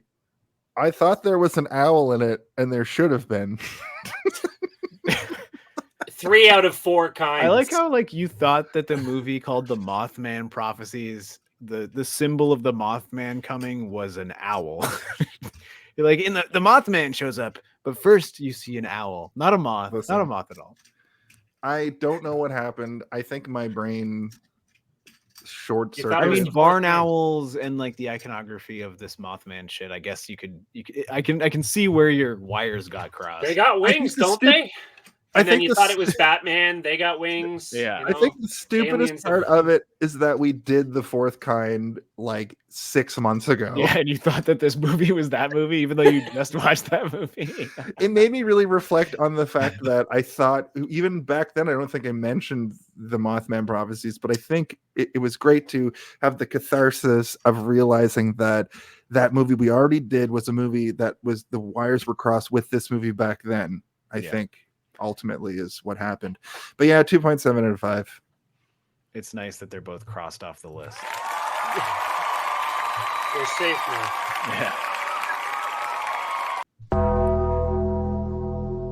So I guess that's that. Hey everybody, have you heard the news? It's about Butcher Pete. We should probably get a little sting for this. There's a couple stings I'm going to be talking to you about, Steve, but we'll talk about that offline. Alex, do you have anything? That's the sting. That's the sting. Alex, do you have anything you want to promote? Or if you don't have anything to promote or plug, do you have a message for the universe? Do not take life advice from Mothmen. All right. Sometimes when you see ET in your bedroom, you're just sleepy. All right. And if you see Mothmen, get your brain scanned. You probably have a tumor. Yeah. You got gyroplasty surgery. You got a gyroscope in your brain, and you got to get it fixed. I have vaginoplasty, and well, thank you, Alex, for coming on. You're the second guest in history to come on in such a pinch that it's comical that you were even able to step up to the task. Yeah. On this incredibly famous and doing well podcast. Please come back as soon as possible. We'll have you back real quick. For sure. Steven, Mothman, what do you have to promote this week? Yeah, check out Darth Theorist. We're growing every day. I've got a couple of videos on there that I've edited now, and I'm happy about them. So you should check them out and give them likes and comment and subscribe and watch us all the time because it's great. Other than that, not a lot of news this week. Not a lot of news. Over to you, Jason. Hey. I would like to tell everybody to watch Hey, Did You See This One? Each and every week on Twitch and YouTube and Facebook live at 8 p.m. Eastern time. I think that's pretty much it. I do announce I am a professional wrestling announcer for the promotion in Toronto known as Super Kicked. We had a show 2 weeks ago now, last Friday, in fact, where thank you. And it went very well. It was a very good show, and it's always a great show. And you can find those over at Super Kicked on, if you just search Super Kicked, SUPERKICK''D on YouTube. You can find all the videos. I'll even prove that I do it. Some people are like, yeah, right. And I'm like, well, there's proof. And that's something somebody doesn't believe you. Well, point them out to me, Jason. I'll Super Kick deniers. Yeah. You'll body slam him through a table, brother. Yeah. But other than that, like, just watch this show. And if you're not watching it, what are you doing? Yeah. You can find us on all social media at Hey, Did You See This One? Pretty much. Actually, pretty much.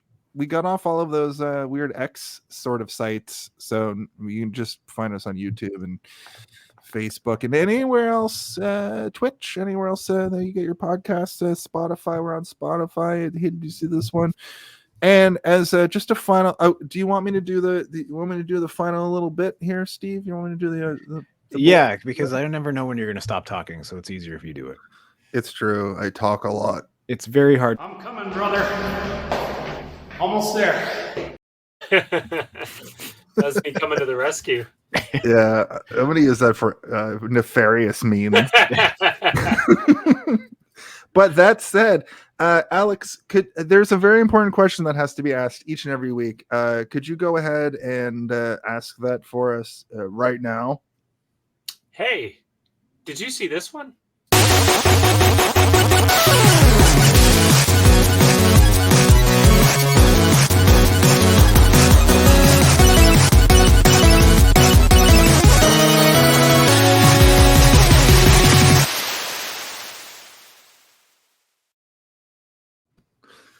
Some folk will never eat a skunk, and then again some folk will. Like Cletus, the slack-jawed yokel. Do you guys think that Cletus believes in the Mothman? I'll I think think Cletus has seen the Mothman for sure. I'll think Oh, Cletus. definitely. I also wonder if this entire scenario could have been solved by side airbags.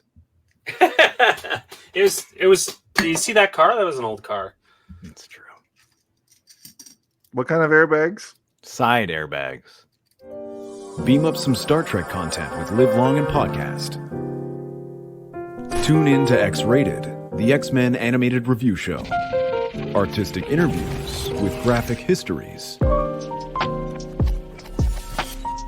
A roundtable movie discussion with Hey, did you see this one? And movie reviews with Hold Up, a movie podcast. And while you're at it, spin a few records with Eamon on Track.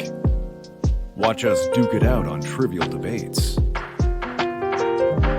And let's chat about TV with the Super Mater Brothers. It's all here on the United Federation of Podcasts.